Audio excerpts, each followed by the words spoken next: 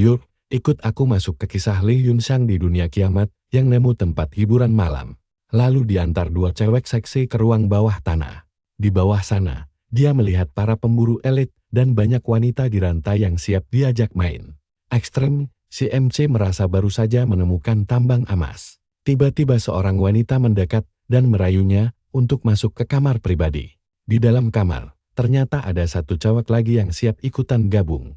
Lee Yun Sang merasa seperti baru saja menang lotre. Sangat tidak disarankan menonton bagian ini di TV keluarga, karena selagi si rambut coklat keluar. Sebentar, si cewek genit satu lagi malah pasang muka nakal seolah minta dihukum berat. Setelah bertahun-tahun cuma membantai monster, akhirnya dia bisa menikmati malam yang indah. Tokoh utama kita langsung bersemangat, mengeluarkan cambuk, dan mengayunkannya tanpa ampun buat pemanasan sebelum bertempur di ranjang. Tapi tiba-tiba, tangan si cewek berubah jadi cakar tajam dan dia menjelma jadi monster. Begitu wujud aslinya terbongkar, dia malah berteriak minta tolong. Semua cewek seksi langsung berdatangan dan ikut berubah wujud juga. Si manusia laba-laba mengaku sudah sering membantai pemulung. Sedangkan si lebah kecil meremehkan kekuatan si cowok. Entah bagaimana dengan kalian, tapi kalau aku sih tetap sikat saja walau wujudnya begitu. Mereka langsung menyerbu bersamaan.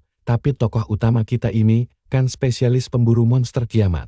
Makanya dia cuma tersenyum santai, mengeluarkan sebuah jimat. Lalu melepaskan ledakan listrik petir yang dalam sekejap mengubah monster seksi itu jadi mayat. Bosong, bos mereka syok setengah mati melihat anak muda ini membantai sisi ruangan tanpa mengeluarkan kekuatan aslinya. Mereka sengaja bikin jebakan dengan pura-pura menawarkan diri jadi santapan. Padahal, sebenarnya merekalah yang mau memangsa pelanggan. Sialnya, mereka malah bertemu tokoh utama kita yang seorang Scavenger. Scavenger adalah organisasi orang-orang super kuat dengan kemampuan fisik luar biasa yang menyelesaikan berbagai masalah dunia. Ketika dunia hancur lebur akibat bom nuklir, sosok Kapten Fan Xiaoyu yang menyelamatkannya. Berbekal semua pengetahuan dan keahliannya, dia berhasil mengumpulkan banyak sekali barang jarahan. Dia mengambil inti energi dari bos monster tadi, lalu pulang ke kota Jinlu. Setelah mengunci pintu kamarnya rapat-rapat memakai rantai raksasa penjinak binatang buas. Dia pun tidur sambil memegang inti itu. Tapi anehnya, setiap kali tertidur, dia selalu terlempar ke dunia kultivasi misterius yang penuh dengan naga, kerangka raksasa, dan monster mengerikan. Itulah kemampuan uniknya yang membuat dia bisa menimbun banyak barang. Nah, perhatikan baik-baik bagian ini. Sesosok boneka aneh sudah menunggu di sana untuk menyambut sang ketua sek. Melihat tempat ini, tokoh utama kita teringat momen pertamanya tiba di dunia asing ini. Terbangun di antara tumpukan mayat yang energi kehidupannya telah diperas habis. Sambil menatap bangunan melayang yang dipenuhi duri tajam raksasa. Kepalanya langsung pening saat ingatan pemilik tubuh asli masuk. Yang ternyata cuma murid rendahan yang tugasnya mencari harta karun sekte. Sang ketua sekte berlagak seperti orang suci. Padahal dia memperlakukan para murid bagai hewan ternak demi memuaskan keserakahannya. Setelah menyerap habis energi hidup mereka, mereka dibuang begitu saja seperti sampah. Tokoh utama kita kembali mendapatkan ingatan baru. Kali ini, memperlihatkan seorang tetua yang menceritakan masa kejayaan kuno. Saat para master sekte hidup abadi bagaikan dewa. Dunia kala itu dipenuhi pendekar tangguh dan master tingkat tinggi. Manusia dan iblis hidup berdampingan dengan damai tanpa konflik. Tapi energi spiritual perlahan habis hingga dunia berubah menjadi kekacauan total. Demi menghindari kehancuran total, sang pemimpin menggunakan jurus terlarang untuk menyegel seluruh markas dalam kubah energi dan menguburnya di bawah tanah, menunggu sosok terpilih untuk membangkitkan mereka. Sangat jauh berbeda dengan para dewa masa lalu. Kini yang tersisa hanyalah sekumpulan kultivator aneh yang sok suci, padahal hobi memangsa jiwa dan darah orang tak bersalah demi naik tingkat. Pemilik asli tubuh Lee Yun Sang ini dulunya sangat lemah dan tidak bisa bertarung. Tapi sebelum dijadikan tumbal, dia sempat mendapatkan gelang giok misterius dan koordinat jalan rahasia menuju sekte. Misi rahasia itu kini diwariskan kepada Lee Yun Sang bersama ingatan tersebut. Menyusuri petunjuk yang ada, dia kembali ke tempat pembuangan mayat tempatnya pertama kali muncul. Di dunia ini, di titik yang sama, dia menemukan sumur gelap dan turun perlahan dipandu oleh gelang gioknya. Coba kalian perhatikan tempat yang sangat menyeramkan ini. Ada sesosok monster tulang raksasa di sana, tapi dia menyadari sesuatu. Lei Yunxing berhadapan langsung dengan tangan tengkorak raksasa itu sambil merapalkan mantra warisan sang tetua untuk mematikan sistem keamanan. Tiba-tiba, kepala monster itu mulai bercahaya, lalu terbelah menjadi beberapa bagian. Tengkorak monster raksasa itu berubah menjadi ukuran biasa lalu berputar membentuk portal dimensi. Tanpa ragu, dia langsung melangkah masuk menembus ruang dan waktu. Gaya meditasinya mirip seperti Netero dari anime Hunter x Hunter. Lalu dia mendarat di area gelap tepat di depan istana bawah tanah. Tiba-tiba asap merah muncul dan berubah jadi sosok gadis tadi. Gadis itu menjelaskan bahwa sebagian jiwanya telah tersegel di dalam gelang dan baru terbebas saat Li Yunxing sampai ke kuil ini. Dia pun menceritakan kisah sang pendiri sekte, seorang jenius yang menciptakan teknik kultivasi legendaris dengan menggabungkan kekuatan manusia dan iblis. Saat ribuan monster menyerbu dunia, dia menghadapi pasukan tak terbatas itu sendirian hanya dengan 2 jurus. Jurus pertama memusnahkan hampir semua iblis seketika dengan cahaya suci. Jurus kedua mengendalikan iblis untuk saling menghancurkan. Namun, karena musuh tak ada habisnya, dia terpaksa mengorbankan dirinya demi menyegel seluruh lembah. Sebelum tiada, dia mengirim gelang giok tersebut keluar dengan harapan ada yang meneruskan warisannya. Kini setelah peri kecil itu terbangun, MC kita resmi menjadi pemilik sab dari kuil kuno ini. Sekarang dia sadar kalau energi nuklir dan energi spiritual sebenarnya sama saja. Si peri kecil bingung dan bertanya apa yang terjadi. Tapi MC kita malah minta dicarikan tempat tidur siang. Gadis itu mengantarnya ke ruang peristirahatan dan berjanji akan menjaga sang master selama tertidur. Dia memejamkan mata dan terlelap. Tapi saat terbangun kembali, dia sudah berada di sofa rumahnya bersama gelang giok tadi. Gila, cowok ini bisa melompati dimensi hanya lewat tidur siang. Dia pun menyadari bahwa barang apa saja yang dipegangnya saat tertidur akan ikut terbawa ke dunia kultivasi. Dia menguji teori itu menggunakan kristal nuklir, membuat si peri kecil shock karena kemurnian energinya yang luar biasa. Dia menjelaskan kalau benda ini adalah baterai yang dibutuhkan untuk mengaktifkan kuali kelahiran kembali. Benda pusaka itu adalah artefak paling curang milik sekte yang berfungsi memberikan tubuh fisik baru bagi para murid yang kini hanya berwujud jiwa. Jiwa mereka telah tersegel di sana selama 1000 tahun. Dan sekarang MC kita bakal punya pasukan kultivator pribadinya sendiri. Tak mau membuang waktu, dia langsung menyuruh mengaktifkan kuali tersebut dan menuangkan seluruh persediaan kristalnya ke dalam. Dia bahkan bercanda kalau ini mirip seperti membuka gacha game. Tapi si peri kecil memperingatkan bahwa situasi akan menjadi kacau. Benar saja, kuali itu tiba-tiba meledak dalam kobaran api dan seekor burung feniks api raksasa bangkit dari abunya. Kejadiannya sangat cepat, tapi tokoh utama kita berhasil menangkis serangan itu dengan santai. Sosok bayangan misterius muncul di tengah kobaran api, dan MC langsung mencengkeram lehernya tanpa ragu. Gadis seksi berapi itu heran kenapa cowok ini tidak hangus terbakar. Cewek montok itu langsung menyadari gelang giat di tangan si pemuda. Sementara MC kita hanya menatap santai sekutu barunya ini.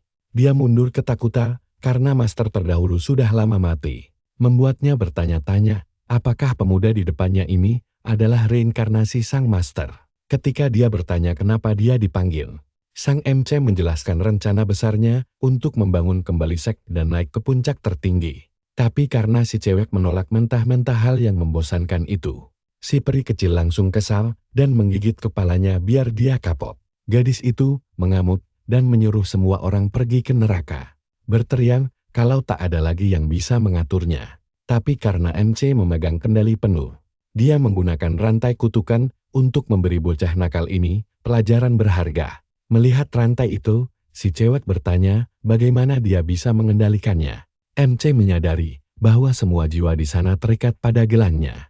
Membuat si peri kecil takjub dengan kecerdikan pemuda ini. Dia memperingatkan bahwa jiwa-jiwa itu milik iblis penguasa masa lalu yang hanya tunduk pada sang master. Tampaknya warisan hebat itu kini jatuh ke tangan MC kita. Dan kalian pasti gak mau ketinggalan petualangan serunya nanti. Kalian harus tonton ini, si karakter utama lagi megang tali kekang spiritual. Sementara si abadi kecil menyuruh gadis kucing memperkenalkan diri. Dia mengaku mantan roh penempat tingkat tinggi.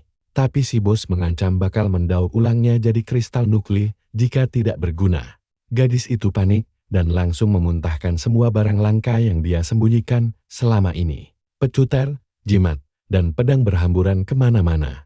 Tapi si abadi kecil bilang itu cuma sampah murahan. Dia berpura-pura ingin menghabisinya. Membuat si gadis kucing memohon dan berjanji akan melakukan apa saja demi berguna bagi sekte. Si bos setuju, tapi mengancam akan mendepaknya jika membuat kesalahan. Kembali ke masa kini, dia siap menguji sistem pembuatan barang milik sekte.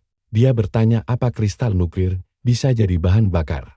Membuat si gadis kucing shock melihat kemurnian energi spiritual dadakan itu. Sekaligus kegirangan, karena bisa menempa lagi.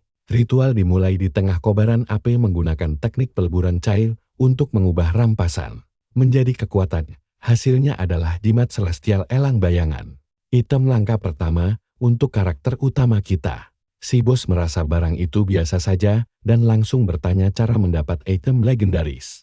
Si gadis kucing menjelaskan bahwa itu butuh modal mana yang sangat besar. Dia mengaktifkan mode turbo teknik penempaan dan kali ini muncullah sebiji benih misterius. Si abadi kecil tahu buah tanaman itu kelas atas, tapi prosesnya membuat Firecrow langsung pingsan kelelahan. Kasihan sekali, dia belum makan 2 hari dan kehabisan mana saat menempa. Si bos tidak tega meninggalkannya di lantai dan langsung menggendong sekutu barunya untuk beristirahat di pangkuannya. Dia bakal baik-baik saja, tapi beban makan si bos bertambah lagi.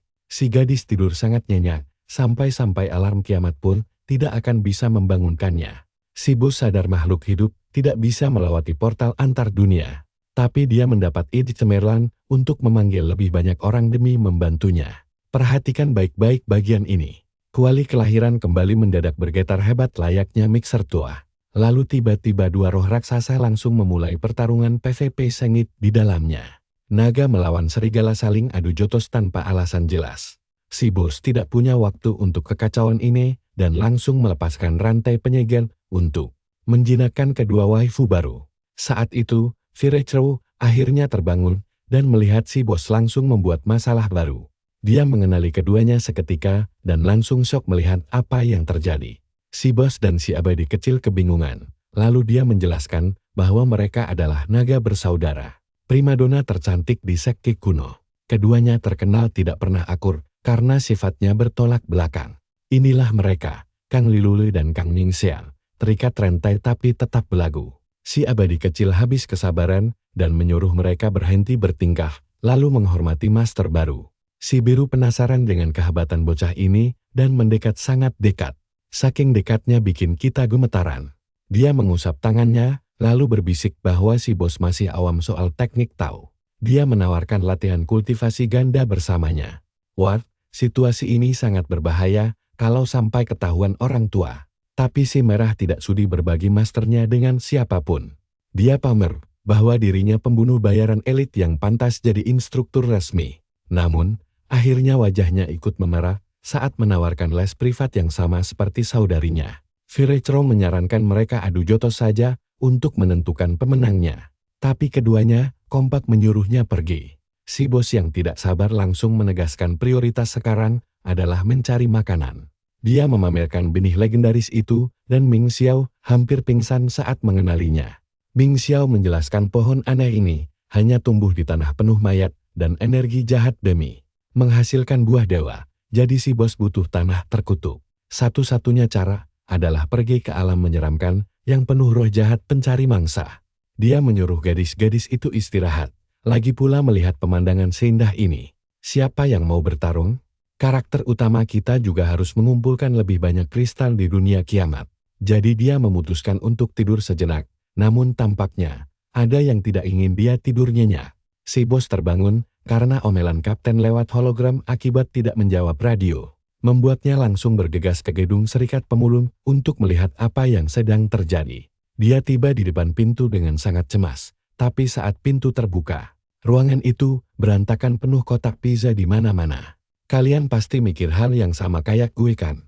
Lihat deh si bos seksi malah bermalas-malasan di sofa di tengah kekacauan itu. Tatapan matanya bahkan sanggup membuat kita lupa dunia sedang kiamat.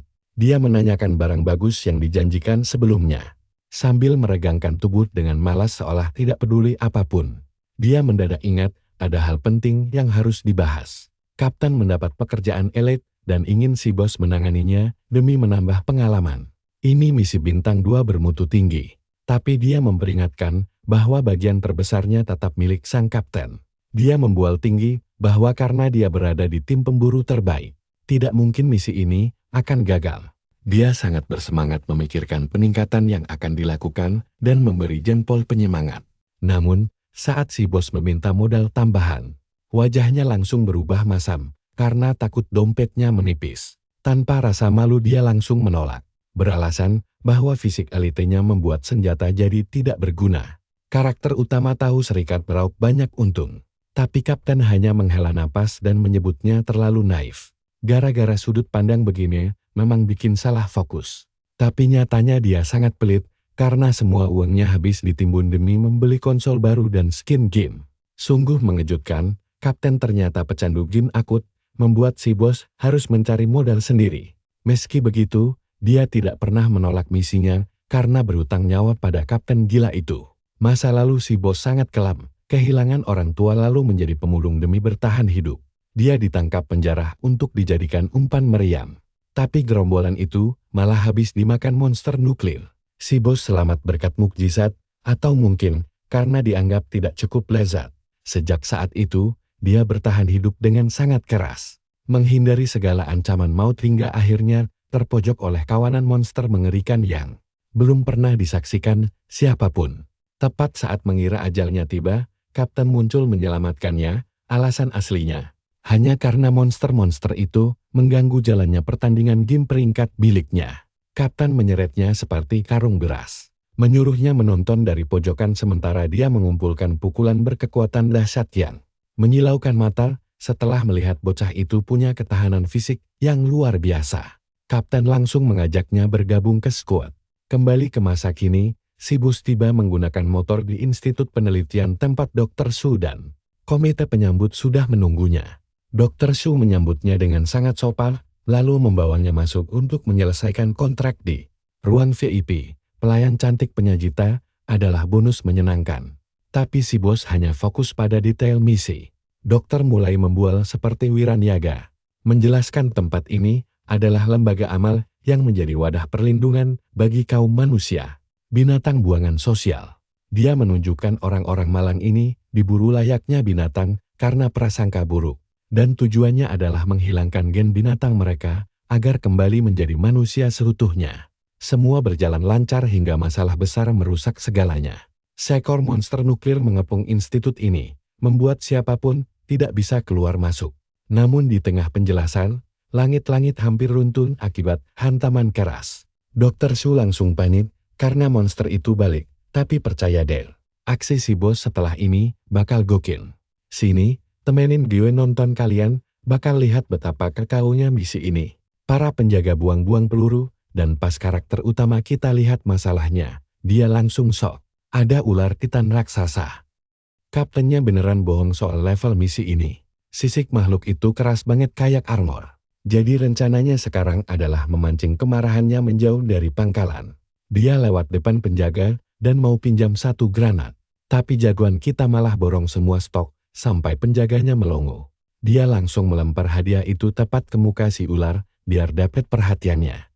Moncongnya kena hantam telak, dan cowok kita langsung tancap gas motornya dalam-dalam buat najak. Monster ini jalan-jalan sore. Si monster yang murka langsung mengejar karakter utama kita ke dasar ngarai. Granat beterbangan di mana-mana. Dan anak ini girang banget, karena bisa foya-foya menggunakan peluru gratisan yang bukan modal dari kantongnya sendiri. Dia rupanya sudah menyiapkan medan tempur di Nyarei Charles, lalu menyuruh si ular menerima paket combo spesial. Akhirnya, si reptil terkepung ledakan dari segala arah, dan pesta barbeque ular resmi dimulai. Karakter utama langsung mengisi daya serangan berikutnya dengan energi granat, dan menerjang maju. Menggunakan tebasan petir kilat, dia menebas lurus tubuh ular itu dengan kilatan listrik. Tapi pas mendarat, dan mengira semua sudah selesai, dia melihat cahaya hijau aneh dari lukanya. Luka itu menutup secepat kilat, Dan dalam hitungan detik, monster itu tampak segar bugar lagi. Coba kalian lihat ini, jagoan kita dibuat melongo sama kemampuan regenerasi si ular yang curang banget. Dia bahkan tidak diberi waktu bernapas dan langsung disembur cairan racun mematikan. Karakter utama protes karena cairan hijau itu ternyata asam murni yang melelehkan apa saja dalam. Sekejap, jagoan kita sedih banget saat melihat skuternya hancur total jadi rongsokan. Sekarang si monster mulai serius, jadi karakter utama terpaksa mengeluarkan kartu asnya. Jimat elang bayangan biru dengan sepasang sayap baru ini. Jagoan kita memutuskan kalau waktu bermain sudah habis. Dia menukik tajam bagai rudal kendali demi mengubah monster ini jadi tumpukan kristal elit. Serangan itu menembus tubuh si ular sampai membuatnya bolong-bolong. Ularnya menjerit kesakitan dan jagoan kita sudah bersiap mengakhiri pertarungan. Tapi tiba-tiba dia menyadari sesuatu yang aneh. Masa iya ular raksasa ini menangis? Dia ragu sejenak dan pas asapnya hilang, monster itu berubah jadi wanita ular. Kalau saya sih langsung menyerah di tempat. Dia sadar wanita ini manusia setengah monster, tapi demi tugas dia harus tetap teguh. Misi selesai, yang tersisa cuma ekor si ular sebagai bukti. Ekor itu tergeletak begitu saja. Dan Dr. Shu langsung mengirimkan uang $20.000 pasir ke rekening jagoan kita. Karakter utama curiga kenapa monster sebesar itu bisa nyasar ke tempat damai begini. Tapi si dokter menganggap remeh dan bilang, kalau monster bodoh memang sering tersesat. Biar rileks, si dokter menawari 2 asisten pribadi. Tapi jagoan kita tidak bodoh. Dia langsung bertanya, apakah ini jebakan ilegal untuk menjatuhkannya. Dokter itu bersumpah ini murni rasa terima kasih. Jadi jagoan kita menyuruhnya mengumpulkan semua pelayan institut. Si dokter giran dan langsung menyiapkan pesta. Jagoan kita mengumpulkan seluruh harem untuk memastikan barisan lengkap. Dan mereka siap melayani. Jagoan kita mengumpulkan seluruh harem untuk memastikan barisan mereka lengkap. Dan para gadis itu bilang, kalau mereka sudah siap melayani. Gimana menurut kalian? Kalau saya sih videonya tamat di sini. Tapi karakter utama malah menyetrum harem itu dengan petir. Sementara Dr. Shu lari ke laboratorium eksperimen anehnya yang penuh stok waifu awetan. Dia sampai di tabung utama dan mulai mengobrol dengan para mutan layaknya ayah yang penyayang. Padahal jagoan kita sudah membuntutinya dari belakang. Dokter itu mencoba mengusirnya sambil berteriak histeris. Karakter utama yang sudah malas langsung membuat si kakek pingsan lewat 1 pukulan keras hingga giginya rontok. Tapi si tua bangka sempat menekan tombol darurat untuk memanggil bantuan. Si dokter menyuruh para pelayan menyerang. Tapi karakter utama menunjukkan bahwa dia sudah merusak kalung pengendali mereka. Si kakek langsung mengalami korsleting mental di tempat. Sekarang mantan haremnya telah menjadi pasukan baru jagoan kita. Dia tahu kalau institut ini cuma kedok untuk menculik dan menyiksa gadis-gadis malang demi eksperimen terlarang demi keuntungan pribadinya. Keadaan berbalik dan para gadis haus akan balas endem. Sementara si dokter mencoba membuat drama kilas balik sedih. Bersumpah kalau dulu dia ingin menyelamatkan gadis hibrida dari penindasan. Dulu sekali, si kakek adalah orang yang tangguh dan menyelesaikan masalah dengan kekerasan. Menghajar siapa saja yang berani menyiksa para hibrida. Dia menganggap dirinya penyelamat dan mengadopsi satu panti asuhan manusia setengah hewan. Pria genius ini hampir berhasil memecahkan kode untuk mengubah mereka jadi manusia biasa. Tapi semuanya gagal total saat salah satu monster mengamuk dan membantai si panti. Istrinya tewas dan putrinya sekarat di ambang kematian. Biaya pengobatan anaknya sangat mahal. Jadi dia menjual jiwanya kepada mafia demi membayar semua tagihan medis itu. Dia pun menjadi ahli alkimia terlarang dan mulai mencari uang haram dengan menjual esensi gadis-gadis malang itu ke pasar gelap. Rencana akhirnya adalah menyatukan gen monster ke tubuh putrinya agar bisa hidup kembali. Tapi mencari kecocokan gen itu susahnya setengah mati. Seperti berburu item legendaris dengan peluang 0,1%. Sampai akhirnya dia menemukan satu yang cocok. Gadis itu adalah potongan puzzle terakhir, tapi sebelum prosesnya selesai, ular raksasa tadi malah mengacaukan laboratoriumnya. Sekarang masuk akal kenapa si kakek begitu bernafsu menyuruh jagoan kita membersihkan area. Meski ompong, si gila itu menyeringai lebar, karena sekarang jalannya sudah terbuka untuk memulai eksperimen final. Sistem memberikan konfirmasi dan ritual pemanggilan terlarang pun segera dimulai. Laboratorium berubah jadi lautan radiasi dan energi hijau di mana-mana. Jagoan kita menyuruh para pelayan menyelamatkan gadis-gadis lain. Karena kalau listriknya mati sekarang, sisa subjek uji coba akan ikut binasa. Tapi tiba-tiba dia menyadari keanehan.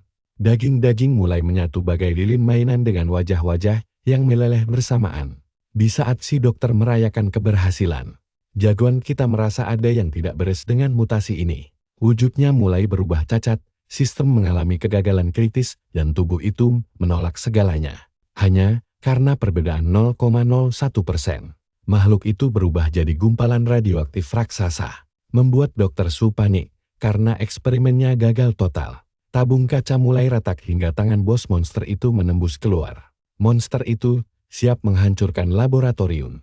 Sementara jagoan kita mengaku sengaja mengincar ekornya di pertarungan tadi hanya untuk memastikan apakah dia benar-benar jahat. Kalau dipikir-pikir, masuk akal juga kenapa jagoan kita mau mendengarkan kisahnya. Kisah bermula di hutan radioaktif tempat para ular mendapatkan peningkatan evolusi. Dan si kecil ini memutuskan untuk menjelajahi wilayah kekuasaan manusia. Dr. Su adalah pahlawan masa kecil si ular kecil ini. Dan dia tumbuh besar melihat wajahnya di setiap papan reklam kota. Berniat membalas budi, dia dan kakak perempuannya datang memberi kejutan. Tapi sambutan yang mereka terima malah sangat mengerikan. Mereka langsung masuk ke dalam perangkap. Karena panik, kakaknya yang berwarna putih tidak sengaja menyenggol tumpukan ramuan terlarang. Membuat mutasinya menjadi sangat aneh hingga dia berubah jadi bos monster raksasa. Dia terbangun dengan tubuh raksasa di tengah hutan. Dan sekarang dia kembali ke sana hanya untuk menyelamatkan adiknya tanpa ingin menyakiti siapapun. Karakter utama membeberkan fakta kalau pahlawan yang dipuja itu justru menyiksa si kecil selama ini. Si kakek langsung syok melihat kebohongannya terbongkar. Sementara si kakak mutan menghancurkan sisa laboratorium dengan murka. Beralih ke sang kapten yang bangun dengan wajah kusut seolah baru kehilangan jabatannya. Dan si ular hijau kecil sudah ada di sana mengenakan baju pelayan sambil menyapa. Fan Xiaoyu kebingungan setengah mati memikirkan asal-usul anak ini. Jagoan kita datang dengan santai dan berkata kalau misinya berjalan lancar. Bahkan dia membawa pulang bonus tambahan yang tidak terduga. Pada akhirnya, amukan ular putih itu berhasil mereset eksperimen si dokter. Dan putrinya siuman di tengah puing-puing sambil menceritakan kalau manusialah yang membantai keluarga mereka dulu saat bayangan tentakel jahat menyerang. Para hibrida bertarung sampai mati demi melindunginya. Si kakek akhirnya sadar kalau monster itu sebenarnya baik. Tapi lap kehabisan daya dan para gadis dalam bahaya. Menegangkan banget kan petualangan kita kali ini? Halo teman-teman, mari kita lihat saat Towok kita memakai jimat petir terakhirnya demi jadi generator darurat dan menyelamatkan pasukannya. Barang legendaris itu habis, makanya dia sekarang terdampar di sofa kapten sambil menggendong anak kecil. Fan Xiaoyu hampir tidak percaya bonusnya adalah monster kecil. Dan melihat kapten yang keadaannya begitu, aku juga tidak akan bisa fokus membuat laporan. Karakter utama kita fokus ke burger si kecil sambil menghitung poin pengalaman yang bisa didapat. Kapten sibuk menilai potensi dari skin baru itu. Sementara si gadis cuma peduli mengisi perutnya dengan camilan enak. Firasat buruk langsung muncul saat Fan Xiaoyu mulai tertawa licik. Dia langsung tahu poin bahwa tidak ada tempat di tim untuk yang malas bekerja. Jadi si kecil langsung dijadikan anak magang. Setelah urusan selesai, Towok kita tidur sambil memeluk kristal legendaris hasil jarahan dari bos. Saat terbangun di lobi spiritual, dia langsung dibuat terkejut setengah mati oleh sosok di depannya. Si gagak api tiba-tiba muncul dan meminta kultivasi ganda untuk memulihkan tenaga serta memperkuat kemampuannya. Towok kita langsung mematung. Bingung, apakah genre game ini mendadak berubah jadi dewasa? Karakter utama langsung membanting kristal besar ke meja meminta hasil cepat. Sementara si cantik mulai meleburnya dengan api spiritual tingkat tinggi. Prosesnya sangat intens hingga menciptakan bayangan energi tepat di depannya. Item itu langsung mengenali karakter utama sebagai pemilik server dan pelindung lengan tersebut. Langsung menyatu dengannya. Kilauannya seperti barang toko premium. Penampilannya dengan skin baru ini sangat keren.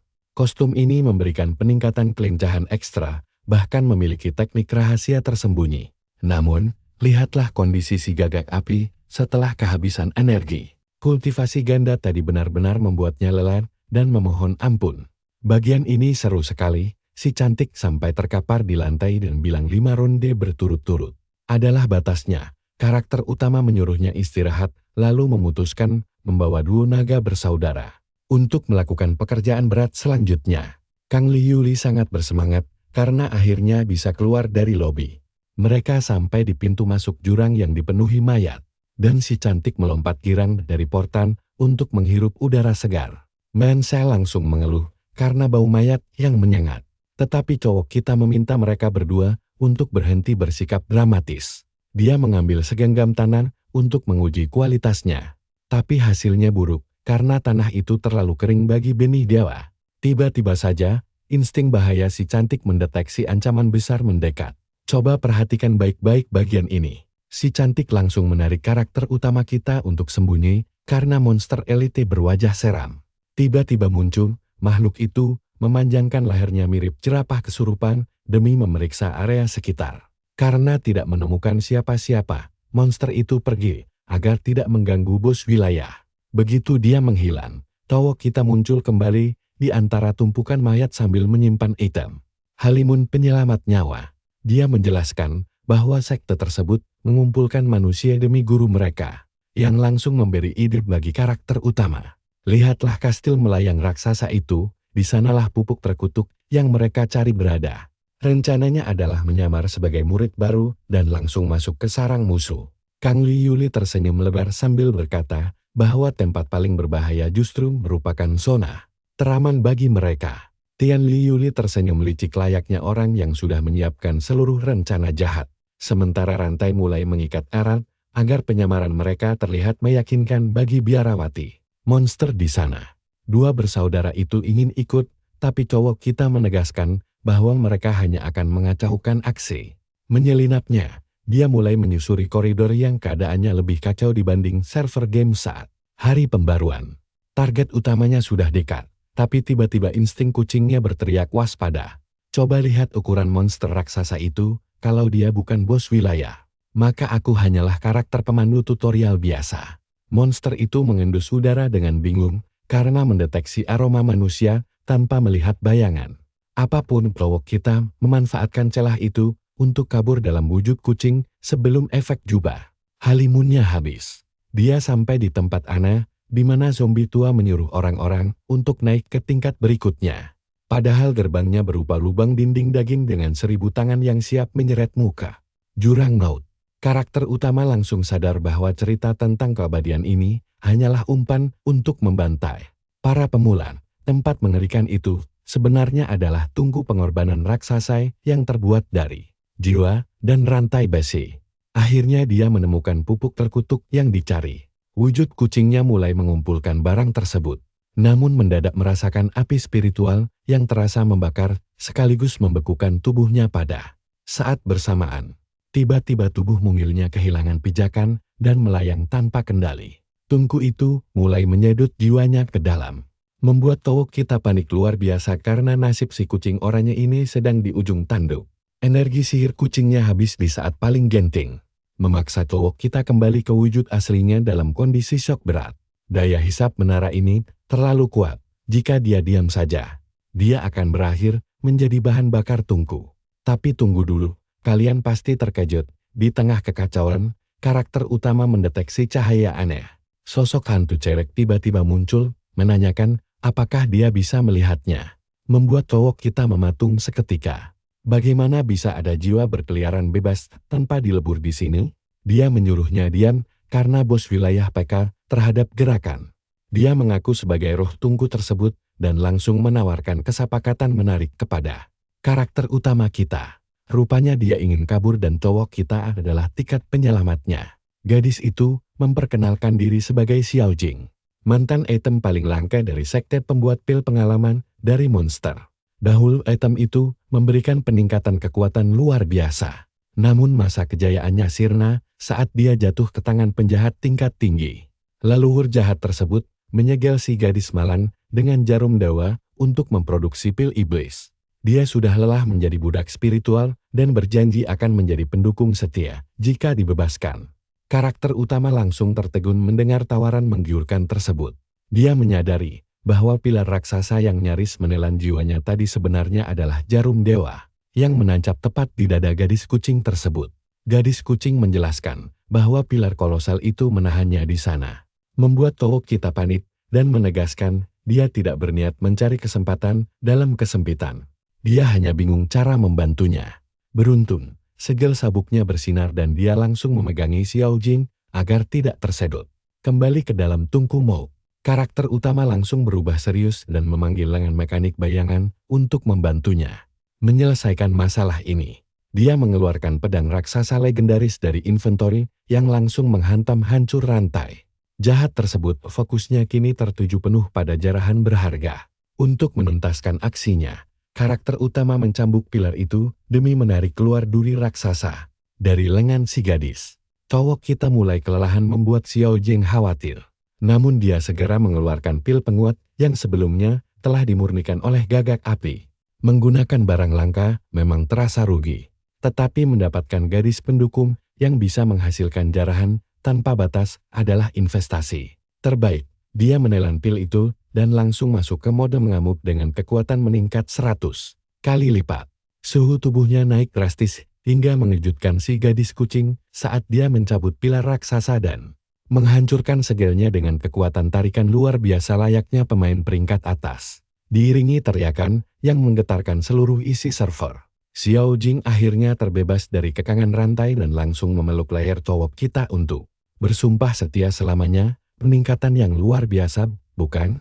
Towok Kita berhasil mengamankan jarahan utama berupa tungku pengubah monster menjadi pil pengalaman. Tas penyimpanannya sudah penuh, namun tantangan berikutnya adalah keluar dari area ini hidup-hidup. Tiba-tiba saja, monster elite berwajah buruk rupa muncul di belakangnya sambil berteriak, menanyakan siapa pencurinya. Ternyata dia adalah kultivator aneh berleher jerapah yang berwajah menyeramkan seperti iblis. Karakter utama mematung karena kegaduhan tadi tanpa sengaja telah membangunkan monster kuat yang seharusnya tidak boleh diganggu. Makhluk tingkat tinggi ini suka mengumpulkan sari tulang manusia untuk menaikkan level mereka. Si aneh itu tampaknya mengenali Towok Kita. Langsung membuka mulut lebarnya dan menuntut penjelasan bagaimana seorang pemula bisa melepas jarum segel dewa. Karakter utama langsung bersikap manis dan berpura-pura menyerahkan harta karun berharga asalkan nyawanya diampuni. Monster bodoh itu termakan umpam lalu mendekat untuk memeriksa barang tersebut. Sementara Towok Kita diam-diam menunggu momen serangan yang tepat, mengambil kesempatan saat musuh lengah.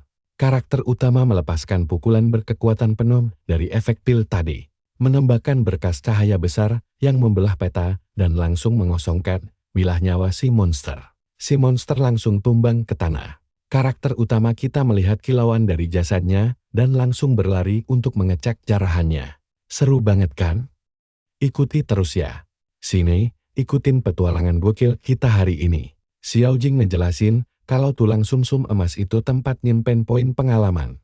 Si cowok kaget dapet jackpot gila, tapi dia gak tahu cara make ke barang level tinggi kayak gitu. Makanya, si kucing hantu langsung nyamber tulangnya. Karakter utama pasrah aja waktu sil rampasannya diambil si kucing. Efek penambah kekuatannya emang habis, tapi misinya sukses besar kok. Pupuk super aman didapat, plus bonus barang langka masuk kantong. Dia langsung balik jadi wujud kucing buat kabur dim-dim dan nemuin sisa anggota tim lainnya. Sekarang cuma tersisa bangkai si monster di tanah. Yang mati tanpa tahu gimana, bisa dikalahin sendirian sama seorang pemula. Arwah monster itu berubah jadi lalat aneh yang bersumpah bakal balas dendam sambil terbang nyari tubuh baru. Sementara di lobi, dua naga bersaudara bosan setengah mati nungguin Towok Kita balik. Selesai nyari bahan, Mingxia sadar ada makhluk ngedekat dan langsung bersiap ngehancurin penyusup itu. Tapi, si makhluk berhasil ngehindar dan mutusin kalau tubuh Li Yuli bakal jadi wadah barunya. Lalat itu nemplok di pipi si kucing. Dan saudaranya gak mau kehilangan kesempatan buat nampar wajahnya sekeras mungkin. Li Yuli langsung bangun dengan bekas tamparan merah. Ngira baru aja ada gempa bumi dahsyat. Mingxia mematung, ngira sang tuan dapat masalah besar dan pertarungan udah dimulai. Tapi, Li Yuli langsung curiga. Saudaranya itu mulai bertingkah aneh banget dan kayaknya lagi nyembunyiin barang rampasan dari lalat tadi. Makhluk itu ketakutan di belakang sana. Tiba-tiba aura bos yang sangat kuat mendekat, dan sesosok Buddha raksasa aneh menjebol langit-langit sambil mengundang mereka berdua masuk ke kamarnya. Li Yuli milih buat bersikap baik demi ngulur waktu, dan bakal ngehianatin si gendut nanti. Si makhluk udah baper duluan, ngira dia dapet jackpot besar. Tapi, Mingsa gak punya waktu buat drama dan langsung ngasih tendangan telat ke wajah si aneh pakai combo elit. Saudaranya Cengu lihat rencana yang berantakan. Tapi si rambut merah cuma peduli buat bantai si bos. Sekarang perhatiin baik-baik bagian ini, kawan. Sadar tingkat kultivasi mereka masih ampas. Li Yuli mutusin buat ngandelin barang toko tunai pemberian si MC. Mingsa malah ngeluarin granat karena dikira obat penyembur. Lalu terhipnotis pil abadi yang berkilau terang. Saudaranya ngebiarin dia megang bahan peledak itu sementara dia sendiri milih fokus pakai panah. Si rambut merah seneng banget dapat mainan baru. Tapi si gendut jelas marah abis, ditendang, sampai matanya membara penuh dendam. Monster itu langsung masuk phase 2, dan numbuhin tangan, di mana-mana mirip bos serbuan yang error. Mereka berdua langsung sadar, kalau situasinya makin gawat pas si monsternya buka mulutnya. Lebar-lebar kayak kawah raksasa, yang siap nelen satu server. Mingsa nyuruh Li Yuli segera kabur nyari si MC selagi dia nahan amarah si bos. Li Yuli jadi emosional dan ngancem kalau saudaranya gak boleh mati sebelum dia bales nampar pipinya. Mingsa tahu dia gak kuat nahan serangan langsung si bos. Jadi dia mutusin buat nelan granat spiritual itu sekalian dan tentu aja langsung meledak. Gadis itu hancur jadi debu sementara si makhluk raksasa nerjang dia dengan mulut terbuka lebar. Tamat sudah nasib si naga. Di tengah kekacauan itu, Li Yuli lari nyari si MC buat bawa bantuan. Dan begitu ngerasa aura saudaranya hilang, dia malah lega karena dia gak sia-sia dapat gelar pembunuh bayaran terseksi selama ini. Kita bisa lihat alam bawah sadar si rambut merah. Saat arwah monster serangga itu tertawa bangga ngira dia udah menang. Si monster mau manfaatin momen tidurnya buat nelan semuanya dan ngerebut tubuh itu. Tapi rencananya gagal total pas dia ngerasa ada tekanan kuat dari belakang. Lalu Mingsa versi gelap muncul megang si serangga kayak sampah. Kesadaran baru ini seneng banget geksa semut dan gak sabar buat nguasain tubuh itu sepenuhnya. Dia langsung nyerang kesadaran asli biar pengambil alihan selesai. Proses perebutan mental masuk fase akhir dan dua kesadaran ini saling adu kekuatan. Mingsa yang asli terjebak di lautan tangan dengan ekspresi shock berat. Dia teriak histeris kayak orang yang sistemnya lagi diformat ulang. Kalian pasti ngira si bos udah menang, kan? Tapi lihat nih di dunia nyata, perut si bulat mulai keroncongan. Dia pikir dapat makan malam gratis. Tapi bentar lagi bakal mules parah, karena sebuah tinju mendadak jebol dadanya. Tubuh si makhluk mulai meledak jadi tumpukan tangan, mirip error grafik game yang parah. Dan sosok yang keluar dari dadanya adalah Mingsa versi gelap lengkap dengan aura ungu menyala. Dia tersenyum licik kayak orang yang baru dapat warisan akun level maksimal secara gratis. Sekarang di tanah cuma tersisa sisa potongan tangan si bos sebagai bukti pertarungan. Mingsa bingung lihat barang jatuhan aneh yang ditinggalin si bos. Tanpa ampun dia nginjek potongan tangan bermata itu, karena gak butuh barang kutukan kayak gitu. Sekarang dia mau cari tahu di bagian server mana mereka berada. Sementara itu, potongan tangan tadi mulai merayap di lantai seolah-olah punya nyawa sendiri. Benda itu berusaha kabur dan sembunyi di sudut gelap. Tapi coba lihat siapa yang mendadak muncul. Si roh ngejelasin kalau itu adalah pondasi pusaka Baizu, barang penting yang gak boleh asal ditaruh. Sementara itu, Li Yuli malah nyasar di dalam labirin tanpa ujung.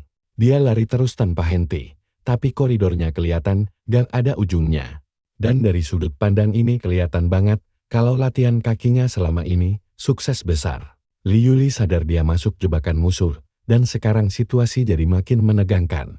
Di tengah koridor, tiba-tiba ada pria misterius lagi meditasi santai kayak pemilik server. Li Yuli langsung bersiaga, gak tahu apakah orang itu hantu atau cuma monster elit biasa.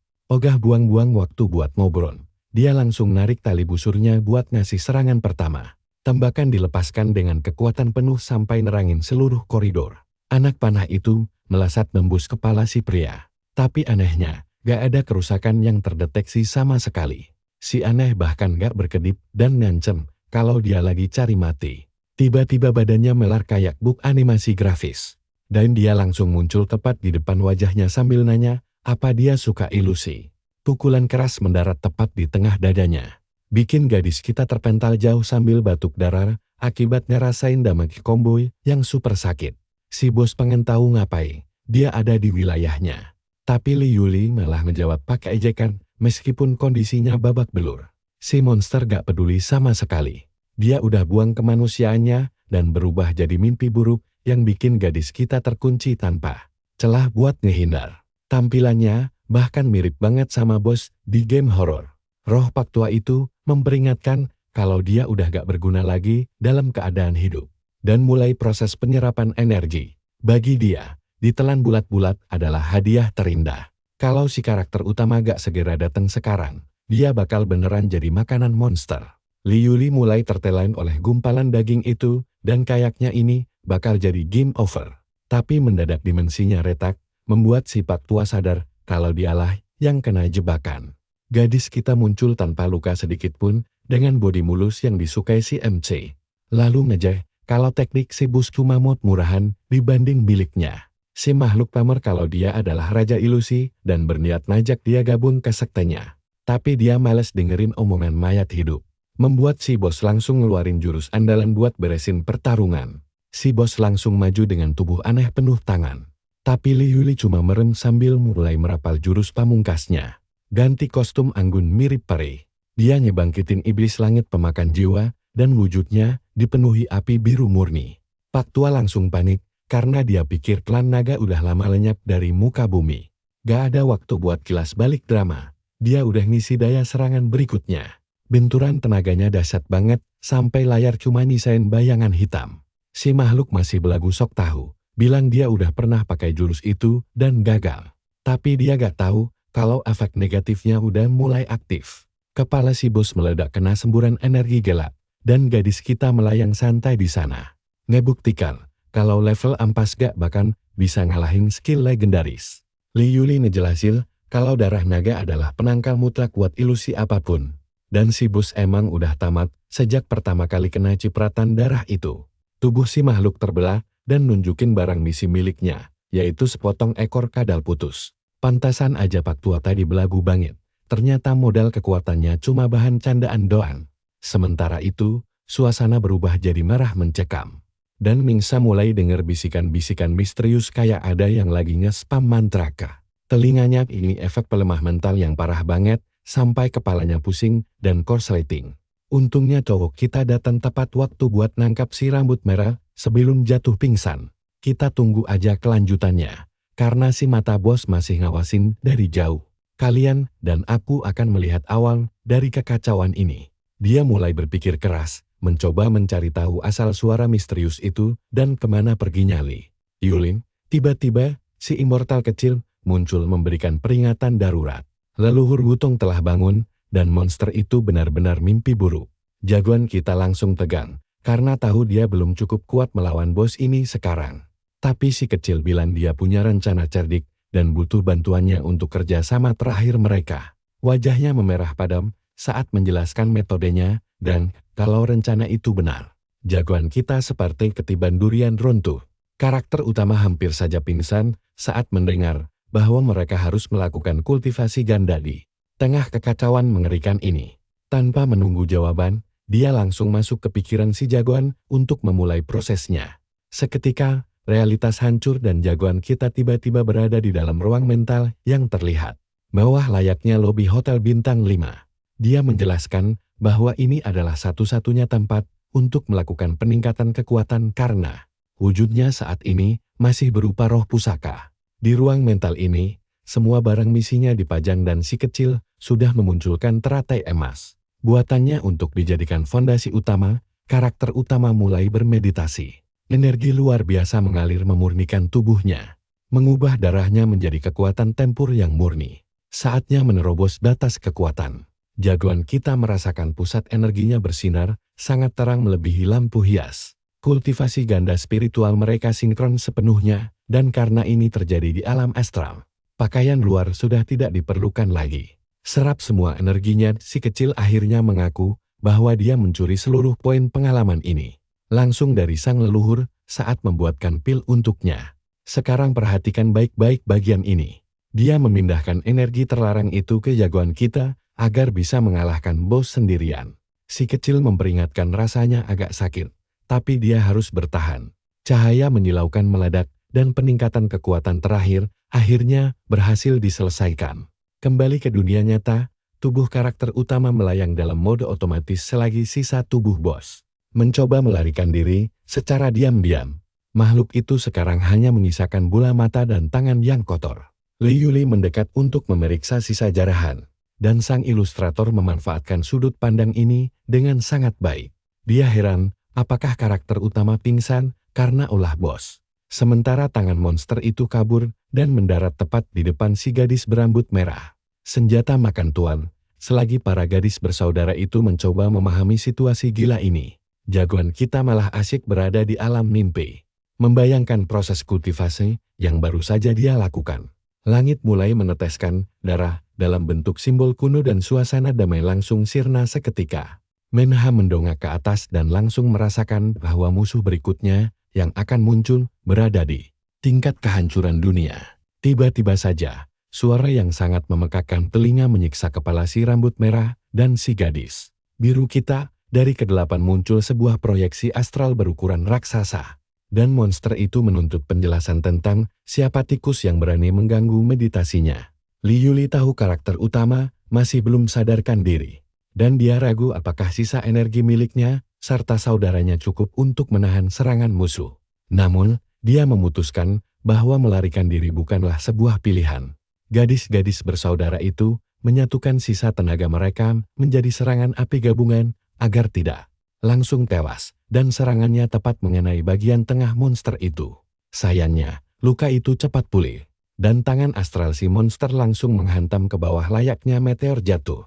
Sang bos berteriak tidak ada jalan keluar, dan dia akan menghancurkan mereka berdua hingga menjadi abu.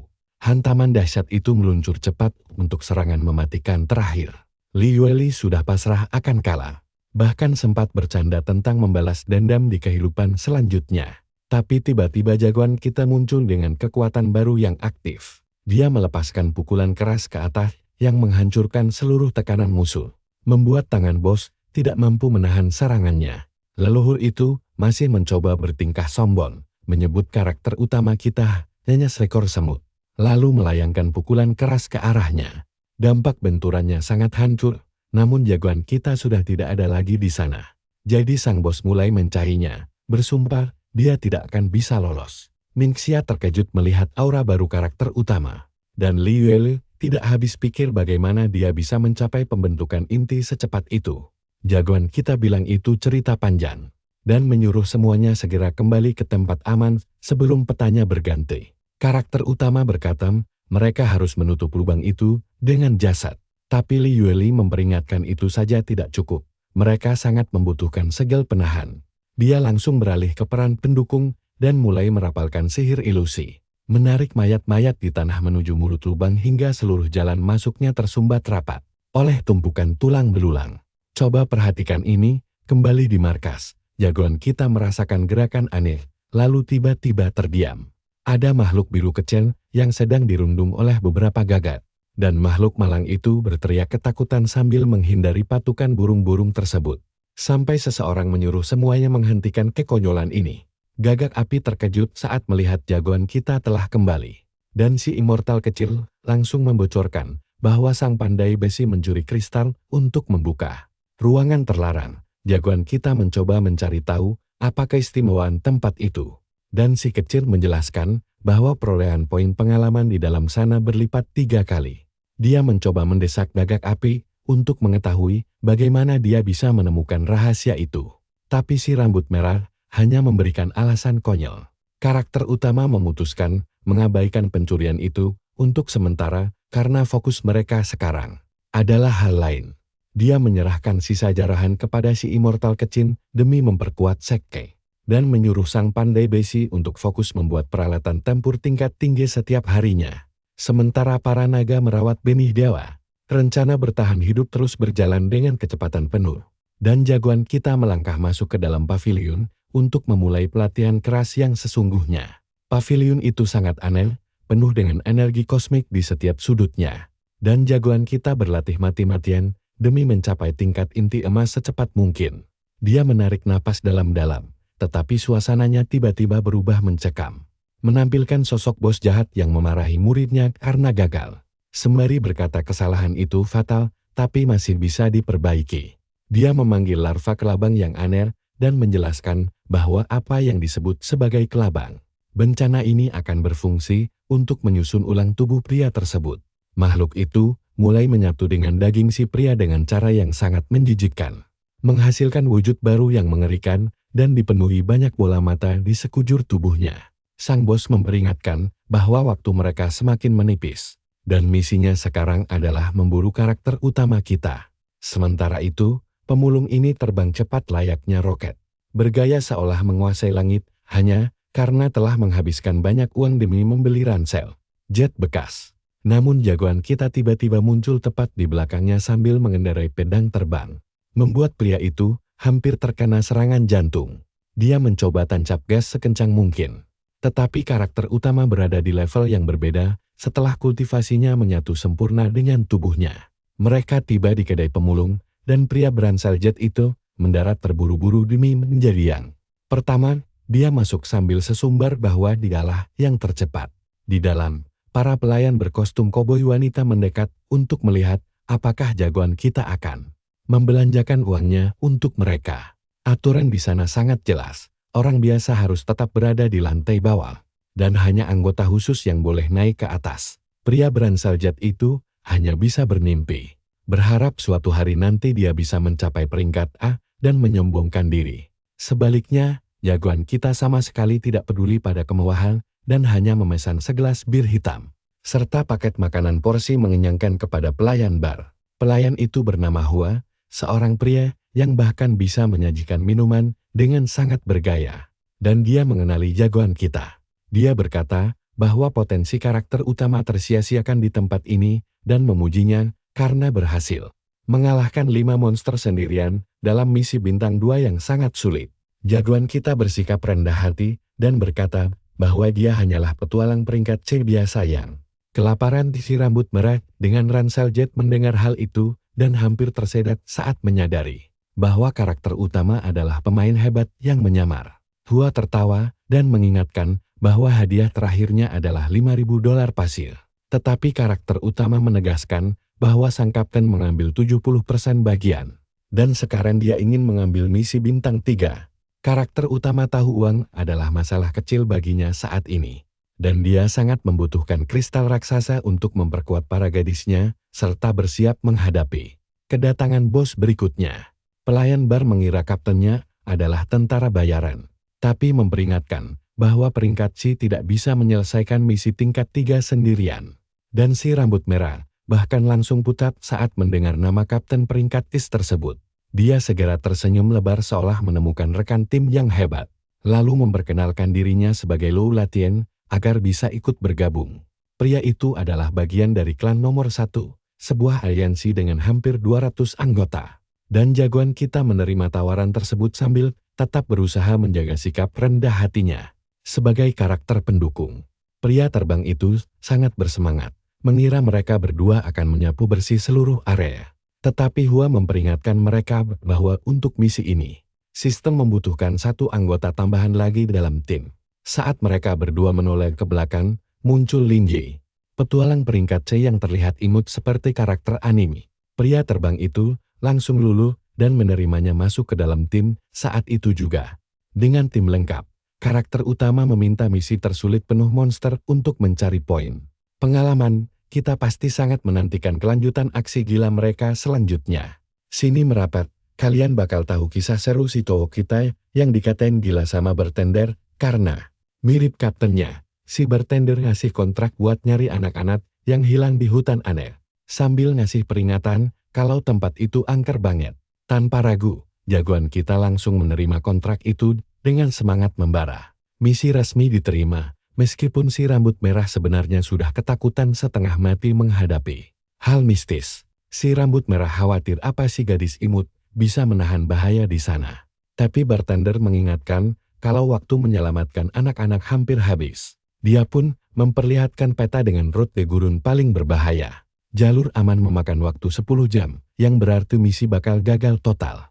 Tapi Ling Yu malah bergaya santai seolah punya barang langka dari toko game. Dia mengeluarkan udang bercahaya dari inventarisnya, lalu memanggil Xiaolan seperti memanggil anak anjing. Tiba-tiba, langit bercahaya dan sebuah portal dimensi terbuka lebar.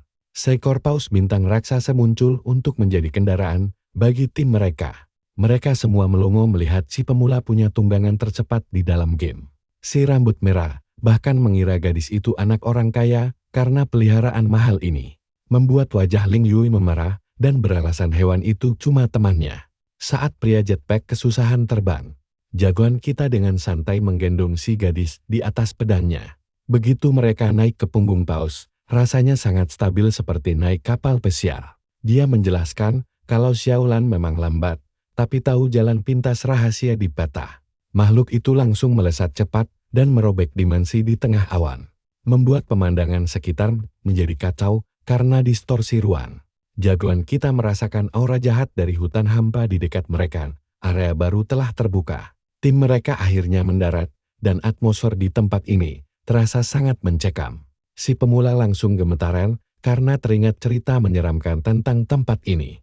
Dia bilang, dulu hutan ini sangat indah dan dihuni oleh manusia yang hidup damai di sebuah desa. Mereka dulu hidup rukun berdampingan dengan kaum manusia binatang.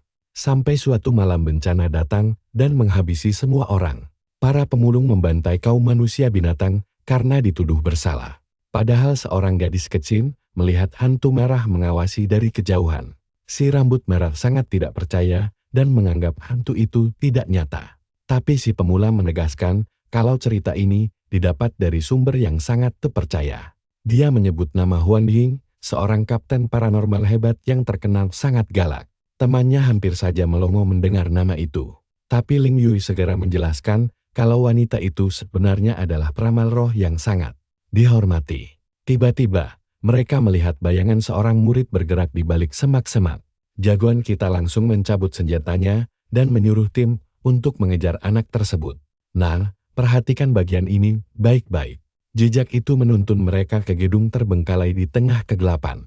Itu adalah sekolah yang anehnya ada di sana, dan dari atas, sepasang mata merah sedang mengawasi jagoan kita. Jagoan kita menyuruh timnya segera masuk untuk memeriksa keadaan.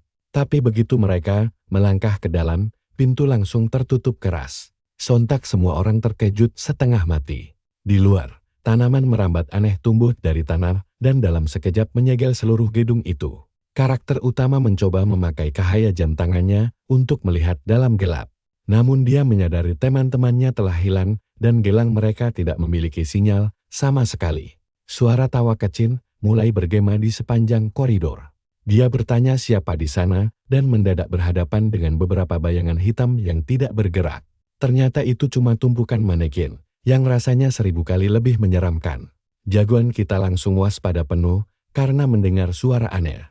Dia memutuskan untuk tetap siaga tanpa menyadari ada bayangan raksasa tepat di belakangnya. Tepat saat firasatnya memburuk, tangannya dicengkeram oleh anak kecil yang menangis dan memohon untuk pulang. Karakter utama merasa aneh karena radar tidak mendeteksi ancaman apapun di sekitar mereka. Benar-benar nihil sinyal musuh. Dia mencoba menenangkan anak itu dan bertanya bagaimana bisa dia terjebak di area ini. Si anak menjawab kalau dia sedang belajar saat hantu tiba-tiba muncul dan membuat semua orang lari. Ketakutan. Jagoan kita bertanya tentang yang lain dan anak itu bilang kalau bos telah menangkap semuanya. Karakter utama mencoba mencerna info tersebut. Sementara rekan mereka tersesat di koridor gelap sambil berteriak memanggil tim. Tiba-tiba, dia mendengar suara nyanyian aneh yang mengerikan dan memutuskan masuk ke sebuah ruangan. Untuk memastikan apakah suara itu berasal dari bos atau cuma karakter non-pemain biasa. Dia melihat tangan-tangan kecil saling bergandengan layaknya film horor, membuat ruangan terasa mencekam dengan nyanyian anak-anak dalam gelap. Di lantai, tampak Ling Yu pingsan dikelilingi oleh anak-anak misterius tersebut. Si rambut merah langsung mengamuk demi menyelamatkan temannya. Anak-anak itu menunjukkan wajah monster dengan senyuman mengerikan. Dan dia melepaskan tebasan kuat untuk melenyapkan semua hantu itu sekaligus.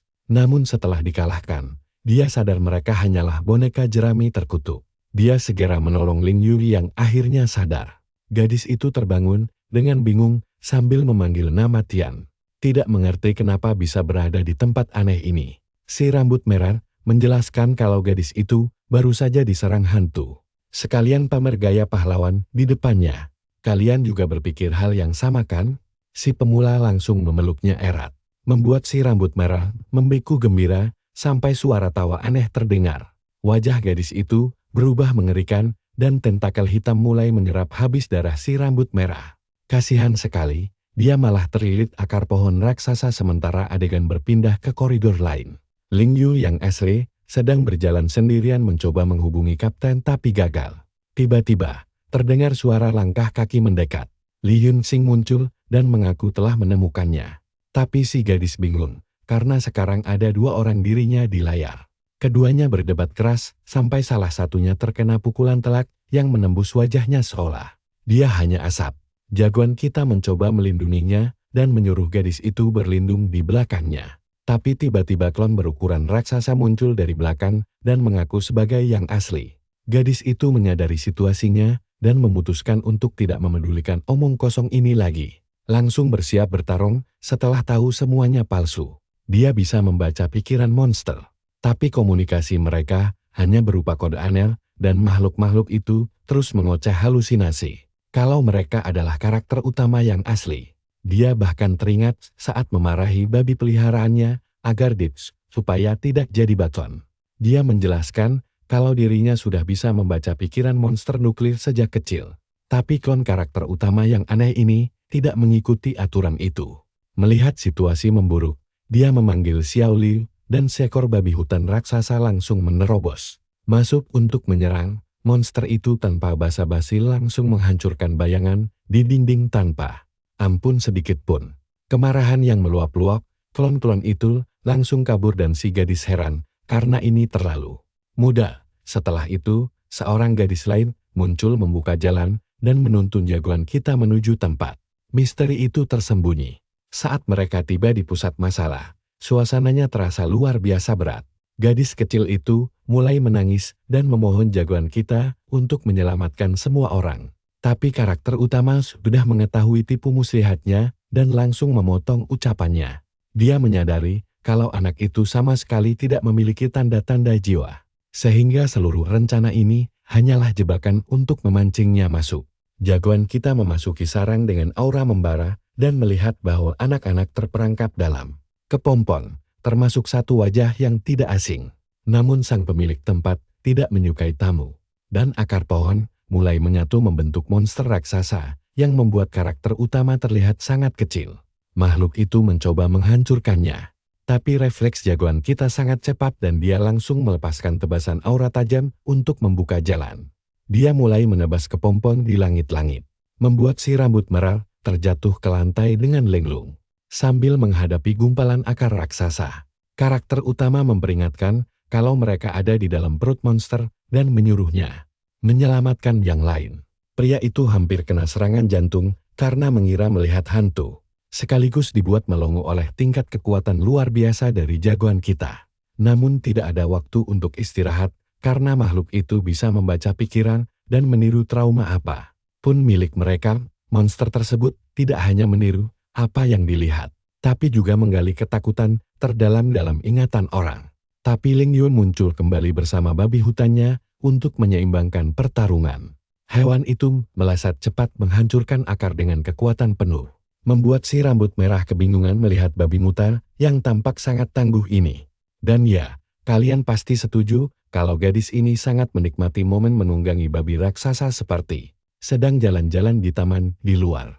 Sang dalang asli melihat gedung mulai hancur dan berkata kalau nutrisi berharga akhirnya telah datang.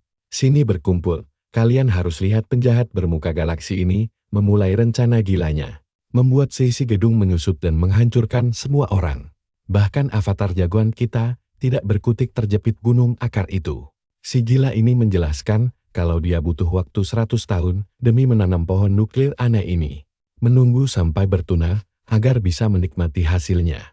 Pohonnya terlihat seperti umbi raksasa di tengah hutan, dan dia langsung mengincar buahnya yang mirip otak mutan. Dengan sangat gembira dia bilang pohon ini cuma butuh 1 hari untuk berbuah. Dan biarpun setelah itu mati, puluhan buah yang didapat sangat sepadan dengan usahanya.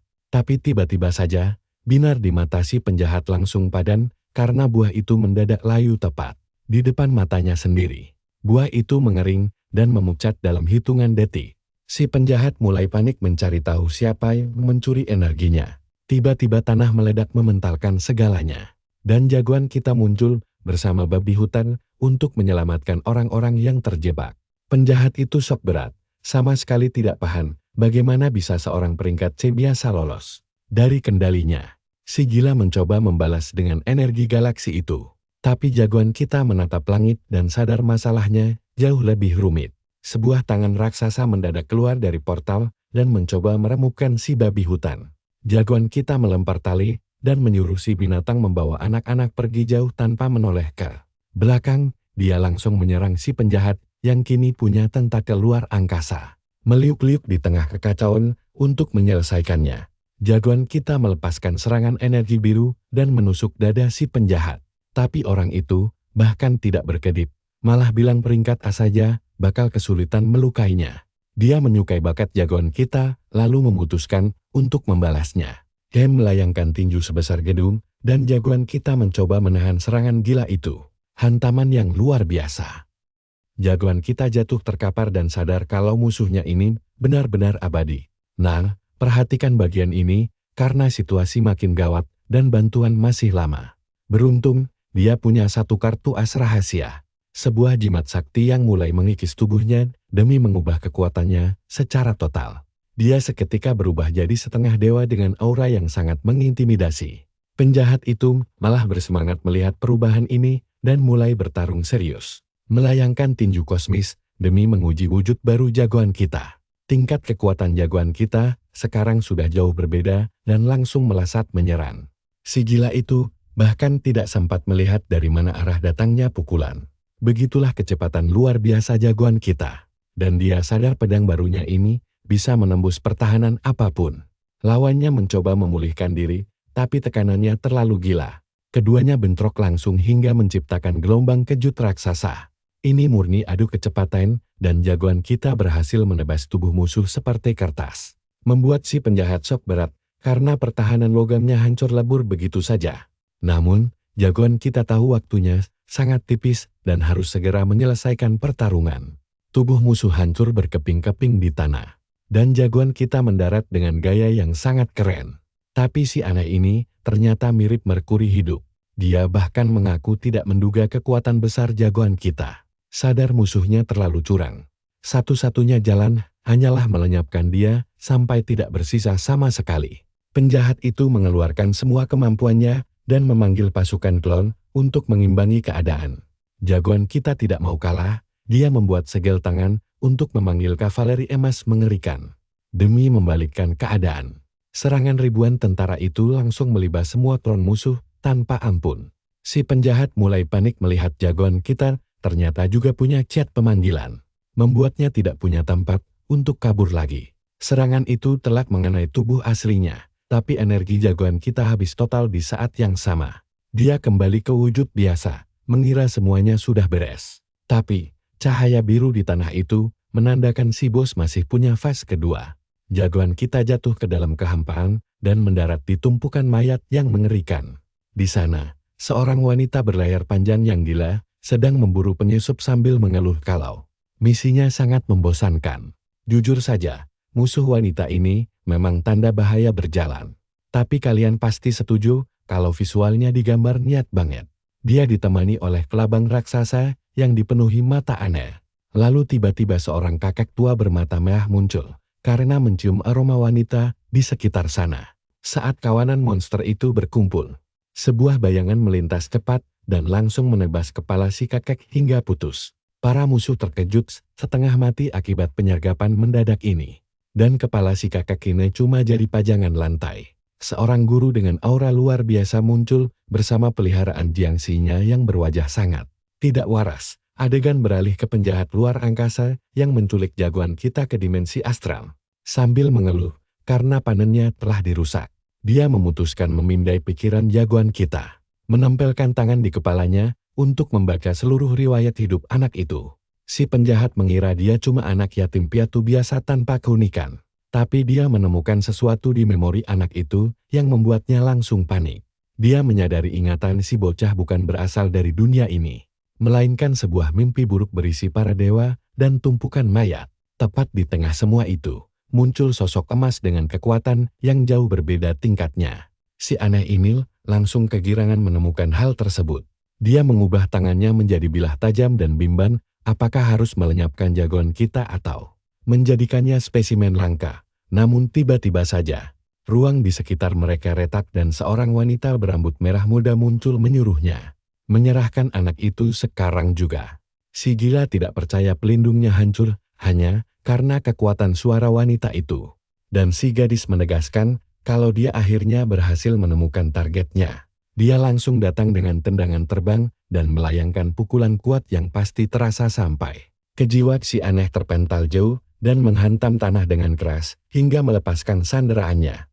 Jagoan kita jatuh bebas dalam keadaan tidak sadar. Tapi gadis berambut merah muda itu datang menyelamatkannya.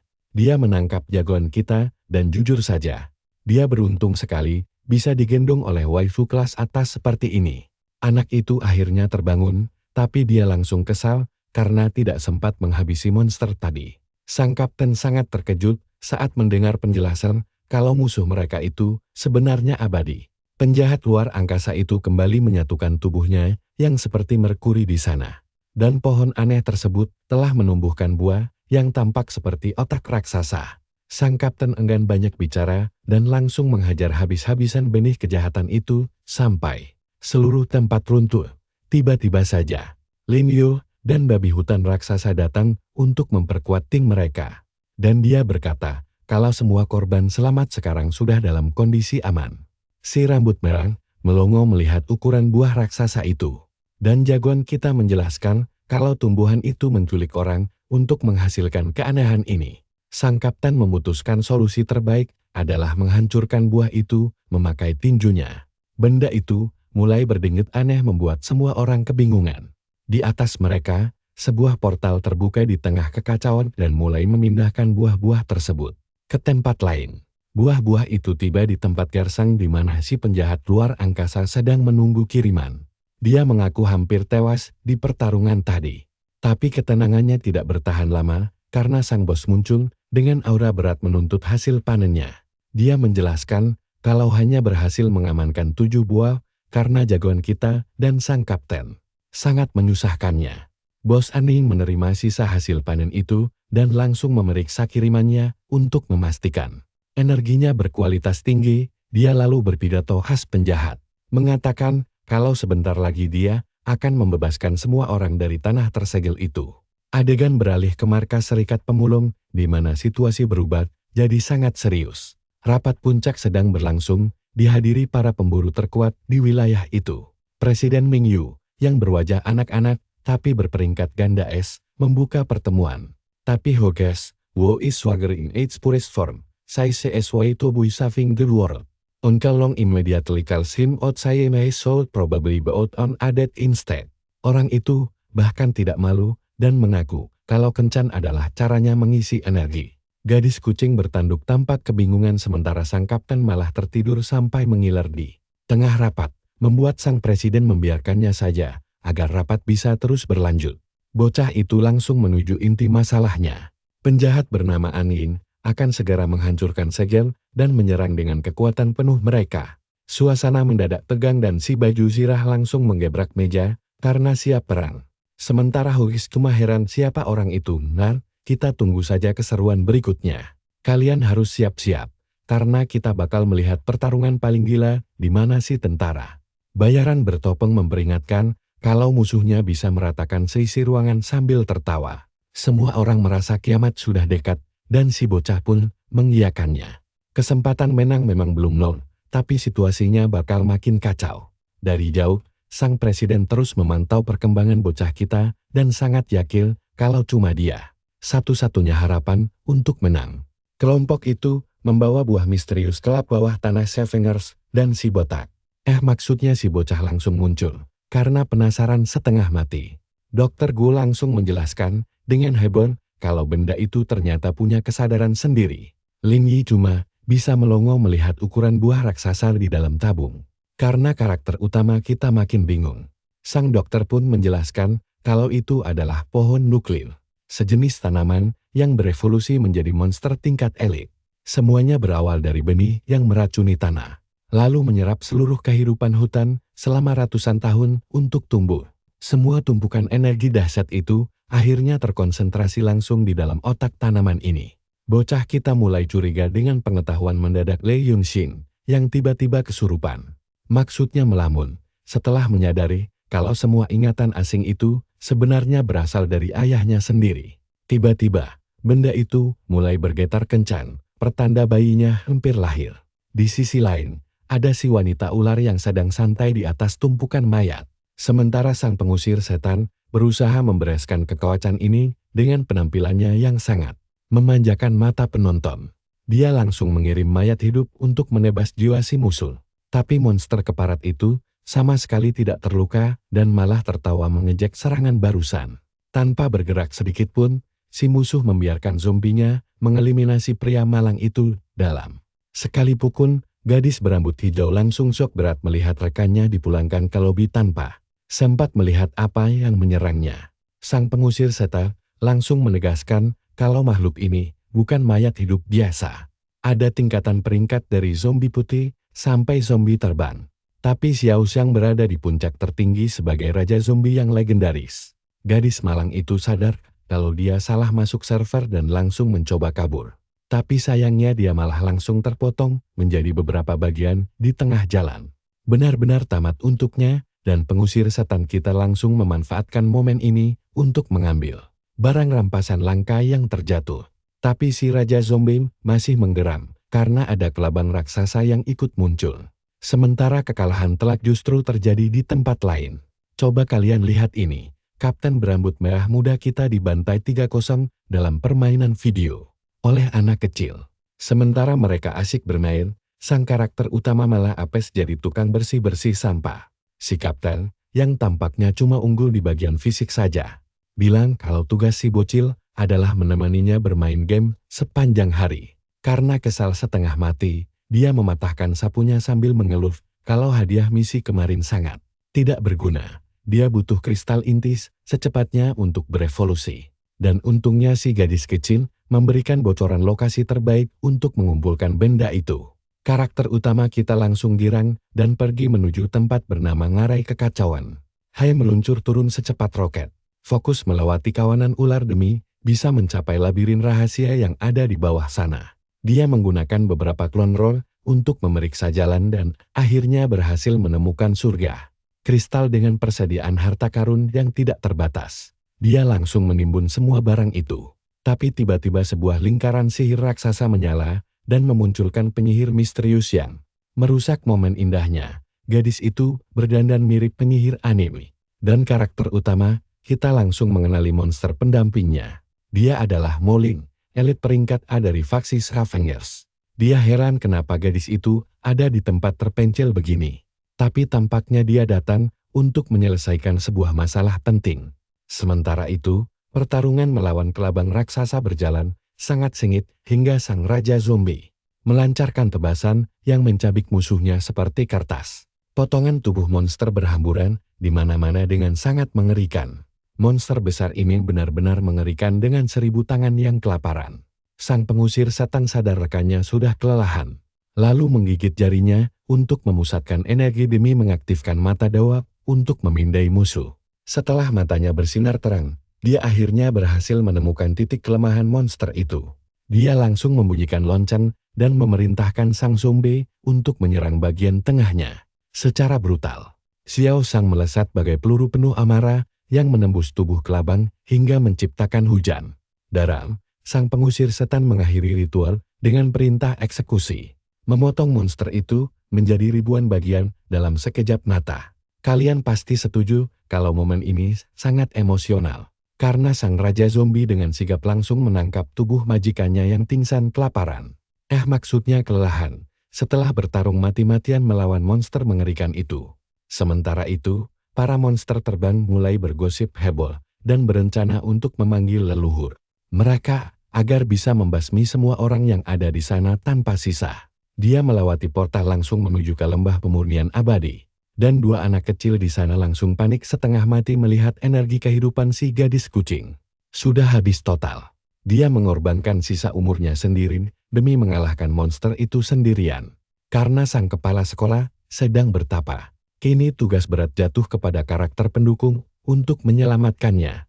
Si bocah langsung merapalkan sihir pemulihan dan menggunakan bunga legendaris untuk menyembuhkan sang gadis kucing dengan sangat mudah. Efek visual dari penyembuhan ini sangat luar biasa sampai dia terlihat seperti baru saja mendapatkan kostum legendaris yang sangat mahal. Dia melayang dengan tubuh yang segar bugar seperti baru meminum 10 liter kopi. Dan si bocah menjelaskan kalau bunga itu telah memulihkan energinya secara maksimal.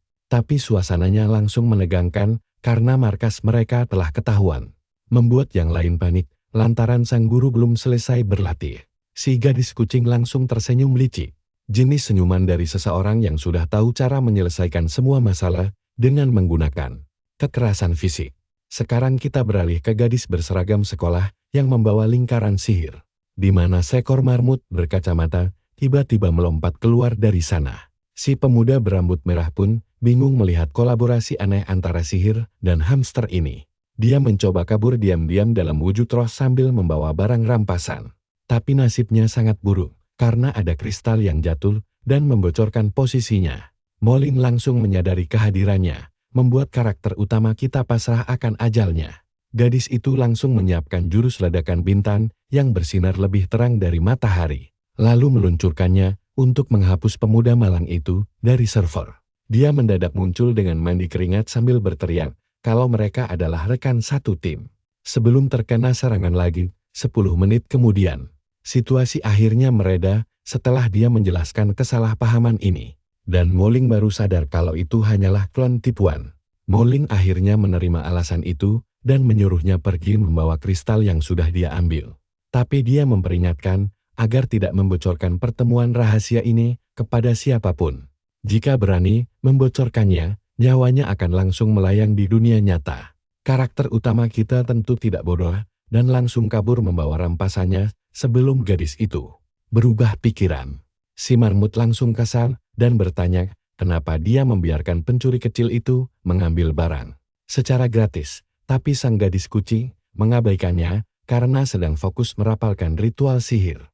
Menggunakan sisa kristal yang ada, energi yang dihasilkan sangat besar hingga menciptakan pusaran badai yang mengerikan saat dia memulai proses peningkatan kekuatannya. Efek cahayanya benar-benar mirip dengan adegan pembuka anime, dan setelah transformasinya selesai, dia siap mengalahkan bos manapun yang berani menantangnya di peta. Si marmut melongo melihat majikannya berhasil naik tingkat lagi. Gadis itu mengeluh karena stok kristal mereka habis untuk peningkatan tadi, dan dia sudah merencanakan penyerangan berikutnya langsung ke wilayah iblis.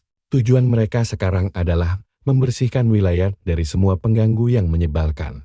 Dan dia langsung membuka sebuah gerbang sihir untuk segera pergi dari tempat itu. Si rambut merah hanya bisa menonton sambil mencoba memahami semua kejadian gila barusan. Lalu memutuskan untuk melanjutkan perjalanannya menuju lembah pemurnian abadi. Tiba-tiba saja, dia membuka matanya kembali dan disambut dengan meriah layaknya karakter utama isekai. Pasukan harem milik karakter utama, kita langsung berkumpul untuk merayakan kembalinya sang tuan, yang akhirnya tersadar dari tidurnya. Ai benar-benar bingung memikirkan apa yang diinginkan oleh rombongan ini darinya. Tiba-tiba si gadis gelang muncul menyapa di lobi. Disusul sang pengusir setan yang maju memperingatkan kalau markas rahasia mereka sudah ketahuan oleh musuh. Dia menjelaskan kalau pertarungan melawan leluhur Wutun sudah tidak bisa dihindari. Dan coba kalian lihat barang-barang langka ini yang sengaja dia tunjukkan untuk membantunya naik tingkat. Rencana mereka sekarang adalah melatih karakter utama kita secara ekstrem agar dia bisa naik tingkat dengan sangat cepat. Ling Yi mulai meramu semua rampasan menjadi pil esensi legendaris yang bisa melipat gandakan kecepatan latihan mereka sampai 3 kali lipat. Siap-siap, kalian dan saya bakal melihat karakter utama kita menghitung semua tumpukan buff demi poin pengalaman melimpah. Sebelum gadis itu menjejalkan paksa item ajaib ke tenggorokannya demi bertahan hidup. Kultivasi pun dimulai dan ruang spiritualnya langsung membara. Sementara sang komikus memanfaatkan momen ini untuk memanjakan mata penonton dengan deretan gadis cantik yang melayang di sekitarnya. Suhunya benar-benar gila sampai para gadis merasa dia akan meledak. Sebelum akhirnya, si karakter utama menembus batas, peningkatan pun sukses besar. Tiba-tiba, pedang raksasa muncul bersama inti emas miliknya. Si karakter utama sadar kekuatannya sudah jauh berbeda. Tapi sesosok makhluk emas muncul dan mengejek kalau murid-muridnya akhirnya berguna juga. Dia langsung mengenali sosok itu sebagai mantan ketua sekte langit dan bumi. Lalu kegirangan mengira sang guru masih aktif, namun roh tersebut mengungkap kebenaran yang pahit. Dia sudah lama tewas dan hanya menyisakan serpihan jiwa dalam gelang. Sambil tersenyum penuh kelicikan seperti ingin melimpahkan tugas. Dia memuji kalau bakat sang murid telah melampaui ekspektasi. Sang guru memutuskan ini saatnya mengajarkan jurus turang dan mulai mentransfer seluruh pengetahuan terlarang itu langsung ke dalam kepalanya. Cahayanya sangat terang benderang seperti mau merusak layar. Karakter utama kita membuka mata dengan gaya mata belang khas pahlawan anime. Merasakan energi meluap setelah berhasil membentuk jiwa baru. Pasukan gadis cantik itu bersorak karena energi mereka juga pulih penuh. Namun Ling Yi mengingatkan kalau leluhur Wutong masih jadi bos yang mustahil dikalahkan. Karakter utama kita hanya tersenyum misterius, seolah menyembunyikan kekuatan aslinya. Adegan berpindah ke penjara bawah tanah tulang. Tempat Muling bersiap tempur bersama marmut mistisnya. Nah, perhatikan bagian ini, karena si maskot memperingatkan pasukan tengkorak akan bangkit lagi. Disusul kilas balik masa kecilnya, saat dia sudah membangkitkan kekuatan sihir di usia 5 tahun. Dia masuk sendirian ke dunia aneh ini, dan menghabiskan waktu 10 tahun memburu monster demi mencari ibunya. Sang ibu adalah penyihir hebat yang hilang di dalam portal. Membuat gadis kita bersumpah tidak akan mati sebelum bertemu dengannya. Namun bahaya berlipat ganda di tiap lantai dan musuh mulai bangkit. Jumlah tengkorak sangat banyak hingga mustahil bagi mereka untuk menahan kepungan itu. Muling malah tersenyum tipis seolah sudah menyiapkan jebakan maut. Lalu menghindari hantaman keras yang nyaris membuat si marmut tewas seketika. Dia melayang mencari pemimpin kekacauan ini. Lalu mengakhiri pertunjukan dengan sihir petir berantai yang memanggang seluruh tengkorak. Sekaligus, dia menyadari sang bos belum juga muncul meski semua anak buahnya telah hancur lebur. Mendadak tulang belulang itu bersinar hijau dan bangkit kembali dengan peningkatan kecepatan luar biasa. Masalahnya, sekarang mereka kebal terhadap elemen petir sehingga pertempuran menjadi semakin menyulitkan. Inilah saatnya menguji jurus pamungkas yang baru dia dapatkan sebelumnya. Gadis itu memanggil kekuatan Dewi Es untuk memastikan kawanan tengkorak ini tidak bisa mendekatinya sama sekali. Dia melepaskan sihir badai musim dingin untuk membekukan sisi peta, mengubah semua musuh menjadi es yang kemudian hancur berkeping-keping di tanah. Si marmut langsung memanfaatkan situasi untuk meraup semua jarahan melimpah. Mo Xiaobi mulai tertarik dengan kristal itu dan mencurigai si karakter utama. Dia merasa pemuda itu menyembunyikan rahasia tentang cara mengumpulkan harta sebanyak ini. Namun kegembiraan mereka terhenti saat energi kegelapan kembali melonjak naik secara drastis. Kalian pasti tahu rasanya kan? Akhirnya bos lantai raksasa muncul. Sang Raja Tengkorak yang siap menjadi mimpi buruk mengerikan bagi setiap petualang berlevel rendah di sini. Monster itu mengayunkan gada raksasa untuk menghancurkan si gadis. Namun dia berhasil menahan serangan dengan pelindung emas. Sayangnya, perisai itu retak dan membuatnya terpental sangat jauh ke udara. Berhasil mengendalikan diri di udara, dia langsung merencanakan serangan balik cepat. Sayangnya, semua kombinasi sihir yang dia lancarkan sama sekali tidak melukai monster itu. Ternyata sang bos kebal sihir, namun dia tidak gentar. Gadis itu memutuskan memanggil jiwa para monster legendaris yang pernah dikalahkannya dulu untuk membalikan keadaan pertempuran ini. Moling memanggil semua pasukannya untuk menghabisi musuh. Dan kawanan monster panggilannya datang dengan kemarahan yang luar biasa. Raksasa berbaju besi menghantam dada tengkorak itu, sementara Ratu Bunga melilitnya dengan tanaman. Berduri, kombinasi serangan berantai pun tercipta. Namun waktu pemanggilan mereka sangatlah terbatas. Dia pun menatap si marmut dengan rencana lain. Sihir penguat hewan peliharaan diaktifkan. Memicu kobaran api raksasa yang menyelimuti tubuh kecilnya hingga menjadi sosok mengerikan yang baru. Si kecil berubah menjadi beruang bayangan raksasa. Lalu Muling memerintahkannya mengamuk tanpa ampun selagi monster lain menahan si Raja Tengkorak, agar tidak bisa bergerak sama sekali. Musuh hanya bisa diam pasrah menerima takdir buruknya.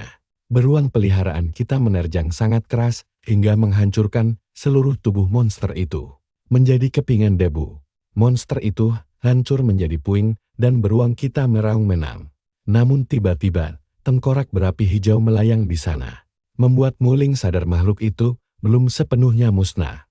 Muling memperingatkan bahwa selama bagian kepalanya masih utuh, monster terkutuk itu akan terus bangkit kembali tanpa henti ke medan perang. Mendadak tengkorak itu menembakkan laser magis yang menghempaskan si beruang. Masalah terbesarnya, bos tersebut mulai menyerap energi pasukan panggilan kita untuk merekonstruksi paksa wujud barunya yang kuat. Benar-benar curang sekali. Sekarang dia berukuran raksasa dengan limpahan energi gabungan. Xiao Tu sangat marah, namun Muling menyuruhnya meminum ramuan khusus demi bertahan selama 1 menit. Xiao Tu tahu tuannya hendak merapalkan sihir terlarang. Jadi dia meminta sang majikan tenang, karena dia sanggup menahannya. Dia menelan ramuan penguat dan tubuhnya membesar hebat. Si beruang langsung menerjang sang bos raksasa dan menghujaninya dengan pukulan bertubi-tubi. Selagi peliharaannya menahan serangan dahsyat itu, Mo Xi memulai ritual pemanggilan sihir kuno. Dia memusatkan seluruh energinya ke kristal untuk memanggil Valkyrie, makhluk suci yang akan melenyapkan musuh sebelum fisiknya hancur. Dia hanya memiliki waktu 10 detik saja untuk melancarkan tebasan mematikan tersebut. Beruang kita terus menahan sang bos, namun matanya membelalak kaget saat energinya mendadak habis. Wujudnya langsung kembali mengecil menjadi seekor marmut biasa. Gadis itu melayang tanpa pelindung, namun tetap memaksakan diri meluncurkan tebasan kuat. Benturan energi yang tercipta membuat sekeliling bergetar hebat. Meski kepala tengkorak itu sempat menghindar tipis, gadis kita terkejut karena musuh berhasil menghindar. Namun tiba-tiba bayangan biru melesat cepat dan menghancurkan sisa-sisa bagian tengkorak yang sedang mencoba untuk menyatukan diri kembali. Muling kebingungan melihat klon tersebut berada di sana. Sementara pemuda kita mendadak muncul dan menanyakan apakah dia baik-baik saja. Namun dia justru ditampar sambil dimarahi habis-habisan di tengah tumpukan harta karun. Jauh dari sana, karakter utama kita yang asli sadar situasi telah kacau. Rencananya hanya meninggalkan klon untuk menyelidiki jatuhnya kristal. Namun klon itu membutuhkan sentuhan fisik langsung agar dapat menembus penghalang magis milik Muling. Si rambut merah malu setengah mati karena klonnya menyentuh bagian sensitif Mo Xiaobei. Takut dicap sebagai pria cabul. Sementara itu, pohon samsara tumbuh sangat cepat hingga membuatnya terpana melihat ukuran raksasanya. Li Yuli datang memberikan laporan bahwa pohon itu sebenarnya masih berupa tunas kecil. Dan murid lain telah menghabiskan hampir seluruh batu roh untuk membuat obat. Pasukan energi sudah sangat kritis. Sementara bos gerbang kenaikan berikutnya masih terlalu kuat. Tapi kalian dan saya tahu Li Yuli bakal berjuang mati-matian demi melindungi gurunya sampai akhir. Kalian harus lihat kekacauan ini. Si rambut merah tiba-tiba menerobos masuk kayak orang gila dan merusak obrolan penting mereka. Bikin Li Yuli kebingungan setengah mati. Si cewek langsung menanyakan stok pil dewa kepada tuannya. Karakter utama kita bingung bukan main. Sebelum akhirnya sadar kalau si gila ini baru saja menelan granat aktif karena dikira suplemen herbal. Dia bahkan pamer pose hati sambil bilang energinya sangat dahsyat. Otak MC kita langsung korsleting begitu tahu cewek ini ngemil amunisi nuklir. Tapi tiba-tiba sebuah ide cemerlang melintas di kepalanya. Energi nuklir ternyata setara dengan mana di dunia ini. Dan dia ingat betul kalau di gurun tempat tinggalnya dulu. Sampah berbahaya seperti ini bertebaran di mana-mana. Pohon itu dikelilingi granat, membuat MC tak percaya tumpukan rongsokan ini akhirnya bisa berguna. Si rambut merah pun langsung memusatkan elemen api murni di tangannya, lalu meledakkan semuanya ke langit. Dampak ledakannya luar biasa, dan daya nuklir mulai menghidupkan tanaman itu. Di tempat jauh, anjing duduk santai di singgasananya sambil mendengar keluhan menjengkelkan dari para pelayan anehnya. Makhluk-makhluk itu gemetaran ketakutan saat menjelaskan bahwa si MC mendapat bantuan luar. Namun sang penguasa bayangan ogah mendengar alasan pecundang. Dia mengangkat tangan tengkoraknya bersiap melenyapkan para kroko tidak berguna ini. Monster malang itu langsung tewas seketika, bahkan sebelum sempat menyelesaikan ucapan mereka. Anjing yang muak dengan ketidakmampuan para pelayan sampahnya, mulai membentuk wujud baru dari cairan lendir ungu misterius. Avatar iblis muncul bersiap tempur. Lalu sang musuh mengumumkan bahwa dia akan turun tangan langsung. Adegan beralih ke tabung inkubasi aneh tempat Dr. Su dipaksa bertahan hidup menggunakan alat bantu medis. Nah, perhatikan bagian ini, karena si dokter tiba-tiba bangun setelah hidup lagi. Sesosok bayangan misterius muncul menyambutnya. Tapi seketika kabut hitam pekat melahap pohon nuklir dan bikin karakter utama kita syok berat. Pemuda kita dibuat melongo oleh pemandangan di depannya. Sebuah tiruan aneh dari pohon nuklir berdiri kokoh. Lalu buah-buah berbentuk otak di sana mulai bergetar hebat. Tiba-tiba salah satu buahnya meledak keras. Membuat para gadis tidak sempat bereaksi ketika sekelebat bayangan melesat cepat dengan kecepatan ekstrem. Namun si MC langsung fokus dan melemparkan lasso energi untuk menangkap makhluk kabur itu. Mengungkap sesosok monster kayu berwajah seram yang langsung dicengkeramnya demi memeriksa apakah jarahan ini berharga. Liuya memeriksa hasil tangkapan itu dan menyebutnya sampah tak berharga. Baginya itu hanyalah roh pohon dengan aura mengerikan. Legenda mengatakan buah ini butuh berabad-abad untuk matang demi menghasilkan pil langka atau keturunan binatang mistis. Namun setiap 100 tahun sekali, roh jenius akan lahir dengan wujud manusia dan potensi tumbuh tanpa batas. Sayangnya, makhluk yang dipancing karakter utama kita ini tampaknya agak kurang pintar alias linglung. Si rambut merah menduga radiasi nuklir berlebih membuat makhluk ini cacat lahir. Jadi dia menyuruh Baichao kecil membujuknya. Bocah itu pun langsung datang mengaktifkan kemampuannya demi berbicara dengan si tanaman. Bocah itu terkejut melihat wujud aslinya. Sosok buruk rupa tadi ternyata cuma kedok untuk menakuti orang asing.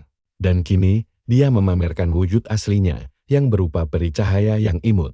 Baichao menjelaskan ini spesies langka yang berganti wujud seiring waktu.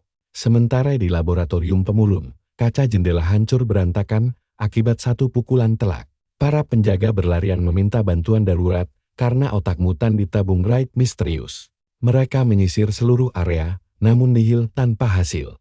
Tiba-tiba sebatang dahan tajam menembus dada prajurit dan pembantaian sadis dimulai ketika akar raksasa melesat dari lantai menusuk semua orang, mengubah laboratorium menjadi neraka dalam sekejap. Kalian juga merindingkan melihat otak hilang itu berubah jadi monster mengerikan ini. Dokter Guo berteriak panik memberitahu si rambut merah kalau buah pohon nuklir sudah menetas. Menjadi mimpi buruk baru. Kembali ke dukun neraka yang mencari keberadaan MC. Seseorang nekat melempar bilah pedang berat. Namun si monster tak bergeming saat logam tajam itu menyisip tipis di dekatnya.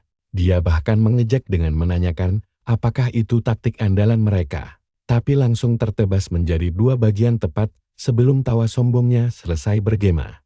Makhluk itu beregenerasi instan. Bahkan membelah diri menjadi dua demi membuat pertempuran semakin rumit. MC terkejut melihat serangannya sia-sia. Namun Li Yuli menjelaskan bahwa itu cuma klon boneka. Bukan bos aslinya. Dia menghunus pedang bersiap mencincang musuh sampai lumat. Sang pengusir setel langsung memerintahkan Xiao Jiang menyerang. Membuat si zombie cilik melesat kencang dan menembus tubuh klon itu tanpa ampun. Tapi si monster ogah terus dipukuli, lalu memerintahkan pasukannya mengincar si gadis. Melepaskan badai duri tajam ke segala arah yang mengubah zombie malang itu menjadi bantalan jarum berjalan. Mengambil celah, klon musuh menghantam Xiao Jiang tanpa belas kasih layaknya bos tangguh. Zombie kecil kita pun akhirnya terkapar lemas di tanah. MC menyadari bahwa Wutong leluhur sangat sulit dikalahkan dan memutuskan memakai teknik rahasia. Ajaran ketua sekte, dia langsung menurunkan hujan pedang emas raksasa yang menghujam telak para klon. Para klon meleleh jadi cairan ungu yang mendadak mendidih. Sang musuh sesumbar bahwa serangan tadi hanya memperkuatnya, lalu memanggil pasukan tanpa batas. Si iblis mencaci MC sebagai pencuri dan merayakan kemenangan palsunya. Tapi si pemuda malah balik bertanya, apakah musuh merasa makin kuat? Tersenyum licin karena sudah membaca gerakan lawan. Dia mengungkap bahwa para gadis hanyalah ilusi pengecoh. Wutong mendadak panik setengah mati karena menyadari seluruh mana miliknya dikuras habis. Mereka rupanya terjebak di tungku pemurnian milik MC yang berniat memanggang tubuh abadi si bajingan sampai menjadi abu murni. Felix Rowe pun turun tangan meningkatkan hawa panas lewat segel terlarang. Memanggil api suci legendaris untuk membakar habis sang musuh. Musuh sempat tertawa meremehkan api biasa. Namun langsung panik histeris begitu merasakan panasnya api suci sejati yang membakar jiwanya. Jauh dari sana, Dokter Su berusaha mengenali pria berwajah galaksi di hadapannya. Sang musuh luar angkasa berkata bakat sang dokter terlalu berharga untuk mati. Dan dia menyelamatkannya karena butuh sebuah bantuan penting. Sang dokter merasa dirinya hanyalah monster rongsokan cacat. Namun si asing menunjuk ke tabung kaca di dekatnya, memperlihatkan wanita tercintanya. Dokter Su terbelalak syok karena tahu wanita itu sudah tewas lama sekali. Sang penjahat langsung menawarkan kesepakatan manis. Dia berjanji menghidupkan kembali wanita itu, serta memulihkan tubuh sang dokter. Membuat Su termakan umpan, dan langsung menanyakan rencana besarnya. Rencananya sederhana, dia ingin si dokter menemukan cara menyalin bakat manusia. Sementara di tempat lain, sebuah tangan menembus dinding dengan sangat tidak masuk akal. Dan di